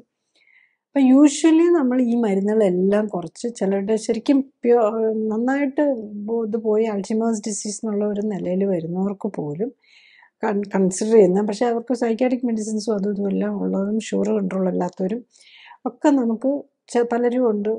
അത് നോർമലായി അവർക്കൊരു നോർമൽ ലൈഫിലേക്ക് പോകാൻ പറ്റുന്നത് പോലെയുള്ള ഇത് വളരെ കോമൺ ആയിട്ട് തന്നെ കാണാം. ഡയബറ്റീസിൻ്റെ ആണ് തീരെ എൻഡ് സ്റ്റേജ് എത്തിയിട്ടില്ലെങ്കിൽ നമുക്ക് കറക്റ്റ് ചെയ്യാവുന്നത്. പിന്നെ പലതും ഉണ്ട്. എപ്പിലെപ്സിക്ക് വേണ്ടിയിട്ട് മരുന്ന് കഴിച്ചുകൊണ്ടിരിക്കുന്നത്. എപ്പിലെപ്സിക്ക് മരുന്ന് പലപ്പോഴും ഉണ്ട്. ചിലപ്പം ചിലരുടെയൊക്കെ നമുക്ക് കാണുന്നത് എന്താണെന്ന് വെച്ചാൽ അവർക്ക് എപ്പോഴേലും ഒരു സ്ട്രോക്ക് വന്നപ്പം അവർക്ക് എപ്പിലെപ്സിയുടെ മരുന്ന് സ്റ്റാർട്ട് ചെയ്തു. കുറച്ച് കോമൺ കാർബമിസിപ്പിൻ അങ്ങനത്തെ കുറച്ച് മരുന്നുകളുണ്ട്, അതിലൊക്കെ സ്റ്റാർട്ട് ചെയ്തിട്ടുണ്ടാകും. പക്ഷെ അത് കഴിഞ്ഞ് ഈ കണ്ടീഷനിൽ നിന്നൊക്കെ മാറിക്കഴിഞ്ഞ് അപ്പോൾ ഒരു ബ്രെയിൻ ഡാമേജ് വന്ന്, ഒരു സ്ട്രോക്ക് വന്ന്, അല്ലെങ്കിൽ ഒരു ആക്സിഡൻറ്റ് വന്ന്, ഒരു ക്ലോട്ട് വന്നൊക്കെ കഴിയുമ്പം അത് പിന്നെയും അങ്ങനെ കണ്ടിന്യൂസ്ലി ആ മരുന്ന് ഇങ്ങനെ എപ്പിലെപ്സിയുടെ മരുന്ന് എടുത്തുകൊണ്ടിരിക്കുന്നവർ ഉണ്ട്. ഒരു വിഭാഗം അങ്ങനെയുള്ളതാണ്. വേറൊരു വിഭാഗം ഒരിക്കലും എപ്പിലെപ്സിക്ക് വന്നു, അത് കഴിഞ്ഞിട്ട് പിന്നെ എല്ലാവർക്കും എപ്പിലെപ്സിക്ക് പേടിയാണല്ലോ മരുന്ന് നിർത്താൻ. അപ്പോൾ അങ്ങനെയുള്ളവരുടെ നമ്മൾ മരുന്ന് കുറച്ചുകൊണ്ട് വന്ന്, അപ്പോൾ ചിലർക്കുണ്ട് മരുന്ന് നിർത്താൻ എളുപ്പമാണ്. അങ്ങനെയുള്ളവർക്കെന്ന് വെച്ചാൽ ഈ പ്രിമോണിറ്ററി സിംറ്റംസ് എന്ന് പറയും. അതായത് ഇപ്പം അവർക്കറിയാം എപ്പിലെപ്സി വരാൻ പോകും, അവർക്ക് ഇറിറ്റബിലിറ്റിയും അങ്ങനത്തെയൊക്കെ തുടങ്ങും. അപ്പോൾ അങ്ങനെ വരുമ്പോൾ തന്നെ നമ്മൾ ആ സോഡിയം പൊട്ടാസ്യം ബാലൻസ് കറക്റ്റ് ചെയ്യാൻ വേണ്ടി ആ കറക്റ്റായിട്ടുള്ള സോൾട്ട് ബാലൻസ് കിട്ടുന്ന പോലെയുള്ള ഫുഡൊക്കെ എടുക്കുക. പിന്നെ ട്രിഗർ വരാത്ത പോലെയുള്ള ചില കണ്ടീഷൻസ് ഉണ്ട്. അപ്പം അങ്ങനത്തെ എല്ലാം നോക്കി കൊടുത്തു കഴിഞ്ഞ് കഴിഞ്ഞാൽ പിന്നെ അങ്ങനെ എന്തെങ്കിലും വരുമ്പം ഒരു സാഹചര്യം ഉണ്ടായി ഒരു പ്രിമോണിറ്ററി സിംറ്റംസ് വല്ലതും വന്നു കഴിഞ്ഞാൽ മാത്രം എപ്പിലെപ്സിയുടെ മരുന്ന്. അത് ചിലപ്പോൾ എന്തായിരിക്കും എന്ന് ചോദിച്ചു കഴിഞ്ഞാൽ പലർക്കും ഒരു പേഷ്യൻ്റ് ഉണ്ടായിരുന്നു, അദ്ദേഹം പറയുകയാണ് അദ്ദേഹത്തിന് അറിയാം വരുന്ന ഹീസ് അറൗണ്ട് 65 ആ ഏജാണ്, വരാൻ പോവുക എന്നുള്ളത് അറിയാം. അപ്പം പലപ്പോഴും വരുന്നത് എപ്പോഴാണ് ഉറക്കം നിൽക്കുമോ ഇറിറ്റബിൾ ആവുകയോ ഒക്കെ ചെയ്യുമ്പോഴാണ് വരുന്നത്. അപ്പം നമ്മൾ അതനുസരിച്ച് നമ്മളുടെ ഞാൻ ഈ പറഞ്ഞ സോഡിയം പൊട്ടാസ്യം ആണല്ലോ ഈ കൺട്രോളെല്ലാം നടത്തുന്നത്. അതുപോലെ ചിലർക്കുണ്ട് ഇറിറ്റബിലിറ്റിയൊക്കെ. ഈ സൈക്കാട്രിക് പേഷ്യൻസിന് പ്രത്യേകിച്ച് ഈ നട്ട്സൊക്കെ കഴിച്ചു കഴിഞ്ഞ് കഴിഞ്ഞാൽ അവരുടെ ബാലൻസ് പോകുന്നുള്ളത് വെരി ക്ലിയറാണ്. അപ്പം അത് അങ്ങനത്തെ, അതായത് നമ്മൾ ഈ പേഷ്യൻസിനെ നമ്മൾ സ്റ്റഡി ചെയ്യുമ്പോൾ നമ്മൾ അവരുടെ ഫുഡിൻ്റെ ചാർട്ടും ഒക്കെ കൂടെ വെച്ച് നോക്കുമ്പോൾ അവരെന്ത് കഴിച്ചിട്ടാണ് അവർക്കത് വന്നതെന്ന് നമുക്കറിയാൻ പറ്റുമെന്നുള്ളത്. ഇപ്പോൾ സ്ലീപ്പ് ഡിസ്റ്റർബൻസ് ആകാം, അല്ലെങ്കിൽ ഓയിലി വന്ന വ്യത്യാസമാകാം, അല്ലെങ്കിൽ നട്ട്സ് കഴിച്ചതിൻ്റെ ആവാം, അല്ലെങ്കിൽ ഗ്ലൂട്ടൻ ഉള്ള ഫുഡ് കഴിച്ചതിൻ്റെ ആവാം, അല്ലെങ്കിൽ അങ്ങനെ ഓരോരുത്തരുടെ നമ്മളത് കണ്ടുപിടിച്ചെടുക്കണം. അപ്പോൾ അതാണ് നമ്മളുടെ ഡയറ്റും എക്സസൈസും എല്ലാം അതുപോലെ സ്ലീപ്പും എല്ലാം കറക്റ്റ് ചെയ്യുമ്പോഴാണ് ഇത് കറക്റ്റായിട്ട് കൊണ്ടുപോകാൻ പറ്റുന്നത്, അതിൻ്റെ ഇഫക്റ്റീവ്നെസ് വരുന്നത്. പിന്നെ നമ്മൾ പലപ്പോഴും കാണാറുണ്ട് ഈ സൈക്കാട്രിക് ഡിസോർഡേഴ്സ് ഉള്ള, പ്രത്യേകിച്ച് സ്കിസോഫ്രീനിയ പോലെയുള്ളവർക്ക് പോലും ബെനിഫിറ്റ് കിട്ടുന്നു എന്നുള്ളതാണ്. 4-5 മരുന്ന് കഴിച്ചാലും സ്കിസോഫ്രീനിയ ഉള്ളവർക്ക് നമുക്ക് ഈ ഓഡിറ്ററി ഹലൂസിനേഷൻസ് വരും. ഈ അതുപോലെ ഓഡിറ്ററി മാത്രമല്ല, ശരിക്കും ഇപ്പോൾ ഒരു പേഷ്യൻ്റ് ഞാൻ ഓർക്കുന്ന അവർക്ക് പൊങ്ങിപ്പോകുന്ന പോലെ തോന്നും. അതായത് ശരിക്കും പ്രോപ്രിയോസെപ്ഷൻ എന്ന് പറഞ്ഞ് വേറൊരു സെൻസേഷൻ ഉണ്ട് നമ്മുടെ ജോയിൻസിനൊക്കെ, അതിനെ എഫക്റ്റ് ചെയ്തിട്ടുണ്ട്. അവർക്കിങ്ങനെ അവർ പറയുന്നത് ഇങ്ങനെ ഫ്ലോട്ട് ചെയ്യുന്ന പോലെയുള്ള ഒരു ഫീലിംഗ് വരിക, അങ്ങനത്തെയൊക്കെയാണ്. അപ്പോൾ കുറേ സൈക്കാട്രിക് മെഡിസിൻസ് എല്ലാം എടുത്തുകൊണ്ട് അതിൻ്റെ കൂടെ ഓഡിറ്ററി ഹലൂസിനേഷനും ഒക്കെ ഉണ്ട്. ഈ പേഷ്യൻ്റ് ശരിക്കും പറഞ്ഞു കഴിഞ്ഞാൽ അവരുടെ വിതിൻ 1 or 2 വീക്സ് തന്നെ ഓഡിറ്ററി ഹലൂസിനേഷൻ കുറഞ്ഞു, ഈവൻ മരുന്ന് കുറച്ചുകൊണ്ട് വരാൻ പറ്റുന്നു എന്നുള്ളതാണ്. പിന്നെ ഇങ്ങനെ ഈ പൊങ്ങിപ്പോകുന്നു എന്നുള്ള തോന്നലുകൾ കുറഞ്ഞു വരുന്നു. അപ്പം ബേസിക്കലി ഈ സൈക്കാട്രിക് പ്രോബ്ലം ഉള്ളവരുടെ പ്രശ്നം എന്താണെന്ന് ചോദിച്ചു കഴിഞ്ഞാൽ അവർ പലരും വില്ലിങ് ആവില്ല നോക്കാനായിട്ട്. ചില കുട്ടികളൊക്കെ നമ്മൾ ഈ പിള്ളേർക്കൊക്കെ സ്ട്രെസ്സ് വരുന്നത് 10ാം ക്ലാസ് 12ാം ക്ലാസ് പരീക്ഷാ സമയത്താണല്ലോ. അപ്പോഴേക്കും അവരുടെ പഠിത്തം ശരിയാകുന്നില്ല, പരീക്ഷ പേടി വരുന്നു. അങ്ങനെയുള്ള കുട്ടികളുടേതും ചിലപ്പോൾ, കാരണം അവർക്ക് പിന്നെ ഉള്ളത് സൈക്കാട്രിക് മെഡിസിൻസാണ്. ഈ കൗൺസിലിങ്ങും പിന്നെ മെഡിസിൻസിലേക്കാണ് പോകുന്നത്. അപ്പോൾ അതിന് പകരമായിട്ട് അവർ നമ്മൾ ഈ സപ്പോർട്ടോടുകൂടി clinically supported lifestyle correction അങ്ങനെ കുട്ടികൾ വരുന്നവർക്കാണെങ്കിലും മച്ച് ബെറ്റർ പെർഫോമൻസിലേക്ക് കൊണ്ടുപോകാൻ പറ്റുന്നു എന്നുള്ളത്. പക്ഷേ പേരൻസും കുട്ടിയും അതുപോലെ കറക്റ്റായിട്ട് ചെയ്യാൻ വില്ലിങ് ആയിരിക്കണം. ഇത് ചെയ്താൽ മാത്രമേ ഈ പറയുന്ന പോലെ ഫുഡ് കഴിക്കുകയും പറയുന്ന പോലെ എക്സസൈസ് ചെയ്യുകയൊക്കെ ചെയ്താൽ മാത്രമേ ഈ നമുക്ക് ന്യൂറോളജിക്കലും സൈക്കാട്രിക്കും ഒക്കെ ഉള്ള പ്രോബ്ലംസ് ഉള്ളവർക്ക് ഇതിൻ്റെ ബെനിഫിറ്റ് കിട്ടും. അപ്പോൾ അതിനെടുക്കാനുള്ള ഒരു മാനസിക നില ഉണ്ടോ എന്നുള്ളതാണ്. ബാലൻസ് ഒരു അക്യൂട്ട് സൈക്കാട്രിക് മാനിഫെസ്റ്റേഷൻ ആയിരിക്കുമ്പോൾ ഇതൊന്നും പ്രാക്ടിക്കൽ അല്ല. പേഷ്യൻ്റ് ഇതായിരിക്കണം, പേഷ്യൻ്റിന് ബേസിക് ഒരു അണ്ടർസ്റ്റാൻഡിങ് ചെയ്യാനും സ്വയം കേപ്പബിൾ ആകാൻ പറ്റുന്നവർ, അല്ലെങ്കിൽ വയലൻ്റ് ആയിരിക്കുന്നവരോ ഒന്നും നമുക്കിത് പറ്റില്ല. പിന്നെ അതുപോലെ ഫാമിലിയിൽ നിന്നുള്ള സപ്പോർട്ടും കൂടെ ഉണ്ടാവണം. പ്രത്യേകിച്ച് കുട്ടികൾക്കാണേലും വലിയവർക്കാണേലും, കാരണം മനസ്സിൻ്റെതാണല്ലോ. അപ്പോൾ നമുക്ക് സപ്പോർട്ട് വേണം, അതിനുള്ളൊരു സാഹചര്യം ഉണ്ടാവണം. അങ്ങനെയൊക്കെ ഉണ്ടെന്നുണ്ടെങ്കിൽ പലർക്കും നമുക്ക് വളരെ മൾട്ടിപ്പിൾ പേഷ്യൻസ് ന്യൂറോപ്പതിക്ക് പിന്നെ വേറെ നമുക്ക് സോഷ്യൽ സ്റ്റിഗ്മയില്ല. ഡയബറ്റിക് ന്യൂറോപ്പതിയൊക്കെ ഡയബറ്റീസ് പോകുന്നതോടെ വരെ നമുക്ക് നന്നായിട്ട് തന്നെ കറക്റ്റ് ചെയ്തെടുക്കാൻ പറ്റുന്നുണ്ട്. പിന്നെ എത്ര റിപ്പയർ പോസിബിൾ ആവണോ എന്നുള്ളത് ഡിസൈഡ് ചെയ്യുന്നത് എത്ര ഡാമേജ് വന്നു, എത്ര റിപ്പയറബിൾ നിലയിലാണെന്നുള്ളതാണ്. ഇപ്പം മറ്റേ സൈക്കാട്രിക് ഡിസോർഡേഴ്സ് ആണെങ്കിൽ ബേസിക്കലി ഇപ്പം ലേറ്റസ്റ്റ് പറയുന്നത് ബ്രെയിനിൻ്റെ ഒരു ഇൻഫ്ലമേഷൻ കൊണ്ടാണ് ഈ സൈക്കാട്രിക് ഡിസോർഡേഴ്സ്, ഈവൻ സ്കിസോഫ്രീനിയ. അതിനിപ്പം ചില സ്റ്റഡീസ് തന്നെ വന്നിട്ടുണ്ട്. നമ്മൾ ഈ ആർത്രൈറ്റിസിന് കൊടുക്കുന്ന ഒരു ക്യാൻസറിനൊക്കെ കൊടുക്കുന്ന ഒരു മെത്തോട്രെക്സേറ്റ് എന്ന് പറഞ്ഞൊരു മെഡിസിൻ ഉണ്ട്. സ്കിസോഫ്രീനിയ പേഷ്യൻസിന് ഈ മെത്തോട്രെക്സേറ്റ് കൊടുത്ത് അവർക്ക് ആ സൈക്കാട്രിക് സിംറ്റംസ് കുറയുന്നു എന്നും പറഞ്ഞ് ഉള്ള സ്റ്റഡീസ് കാണിക്കുന്നുണ്ട്. അപ്പം അങ്ങനെ പല ബേസിക്കലി ഇത് നമ്മളുടെ സൈക്കാട്രിക് മാനിഫെസ്റ്റേഷൻ എല്ലാം ബ്രെയിനിന് ഒരു ഇത് വരുമ്പോഴേ, ഈവൻ തലവേദന വരുന്നത് തന്നെ നമുക്ക് ബ്രെയിനൊരു ഇൻഫ്ലമേഷൻ അവിടെ നീർക്കിട്ട് വരുമ്പോഴാണ്. അപ്പം അങ്ങനത്തെ കാര്യങ്ങൾക്കും ഈവൻ തലവേദനയ്ക്ക്, നമ്മൾ തലവേദനയുടെ കാര്യം ഇതുവരെ ചിന്തിച്ചിരുന്നില്ല. ഇങ്ങനെ കണ്ടിന്യൂസ് ആയിട്ട് തലവേദനയ്ക്ക് മരുന്ന് കഴിക്കുന്ന ഈ സ്ട്രോങ് മെഡിസിൻസ് ഒക്കെ ആഴ്ച 3-4 പ്രാവശ്യം കഴിക്കേണ്ടവർക്കും ഒക്കെ നമ്മൾ ഈ കൺട്രോൾ ചെയ്ത് കഴിയുമ്പം തലവേദനയാണെങ്കിലും സൈക്കാട്രിക് ഡിസോർഡേഴ്സ് ആണെങ്കിലും പെരിഫറൽ ന്യൂറോപ്പതി ആണെങ്കിലും വെർട്ടിഗോ ആണെങ്കിലും എല്ലാത്തിനും നമുക്ക് കൺട്രോൾ ചെയ്ത് കൊണ്ടുവരാൻ പറ്റുമെന്നുള്ളത്, പ്രൊവൈഡഡ് പേഷ്യൻ്റ് അതനുസരിച്ച് നോക്കാനും കൂടെ വില്ലിങ് ആവണമെന്ന് മാത്രം. ക്ലിനിക്കലി സപ്പോർട്ടഡ് ജീവിതശൈലി ക്രമീകരണത്തിൽ രോഗലക്ഷണങ്ങളെ അല്ല ഫോക്കസ് ചെയ്യുന്നത്, അതിൻ്റെ അടിസ്ഥാന കാരണമായ ശരീരഘടനയിലെയും ഹോർമോൺ ബാലൻസിലെയും ഇമ്മ്യൂണിറ്റിയിലെയും വ്യതിയാനങ്ങളെയും അവയ്ക്ക് കാരണമായ ജീവിതശൈലിയിലെ അപാകതകൾ പരിഹരിക്കാനുമാണ്. അതുകൊണ്ടാണ് ഏത് പ്രായത്തിലുള്ള ആൾക്കും ഒരേ സമയം വ്യത്യസ്ത രോഗങ്ങൾക്കും രോഗലക്ഷണങ്ങൾക്കും ആശ്വാസം ലഭിക്കുന്നത്. രോഗമുക്തിക്ക് ആധാരം ഇമ്മ്യൂൺ സിസ്റ്റമാണ്. ഇമ്മ്യൂൺ സിസ്റ്റത്തിന് ഉത്തമമായി പ്രവർത്തിക്കാനുള്ള അവസരം ഒരുക്കുകയും അതിലൂടെ ശരീരത്തിൻ്റെ സെൽഫ് ഹീലിംഗ് പവറിനെ ഉത്തേജിപ്പിക്കുകയുമാണ് വേണ്ടത്. സ്വയം ജീവിതശൈലി ക്രമീകരിച്ച് ആരോഗ്യം ഉത്തമമായി നിലനിർത്താനാണ് എല്ലാവരും ശ്രമിക്കേണ്ടത്.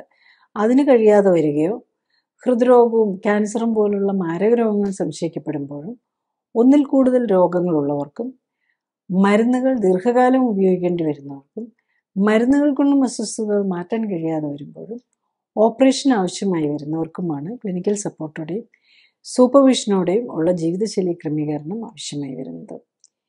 ജീവിതശൈലി ക്രമീകരണത്തിൻ്റെ ശാസ്ത്രീയ വശങ്ങളെക്കുറിച്ചും ക്ലിനിക്കൽ സപ്പോർട്ടോടെയുള്ള ജീവിതശൈലി ക്രമീകരണത്തെക്കുറിച്ചും വെബ്സൈറ്റിൽ നിന്നും യൂട്യൂബിൽ നിന്നും കൂടുതൽ അറിയാനാകും. ഡോക്ടറേക്കാൾ അറിവ് നേടാം എന്ന യൂട്യൂബ് സീരീസിലെ വീഡിയോകളും നൂതന സമീപനം എന്ന സീരീസിലെ ആദ്യ വീഡിയോയും നിങ്ങളുടെ രോഗത്തെക്കുറിച്ചുള്ള വീഡിയോകളും ചികിത്സ എങ്ങനെയാവണം എന്ന സീരീസിലെ വീഡിയോയും കാണാൻ പ്രത്യേകം ശ്രദ്ധിക്കുക. ഫേസ്ബുക്കിലും യൂട്യൂബിലും എല്ലാ ശനിയാഴ്ചയും ഉള്ള ലൈവ് എപ്പിസോഡുകളും നിങ്ങളുടെ രോഗവുമായി ബന്ധപ്പെട്ട് കഴിഞ്ഞുപോയ എപ്പിസോഡുകളും കാണുന്നത് നല്ലതാണ്. Thank you.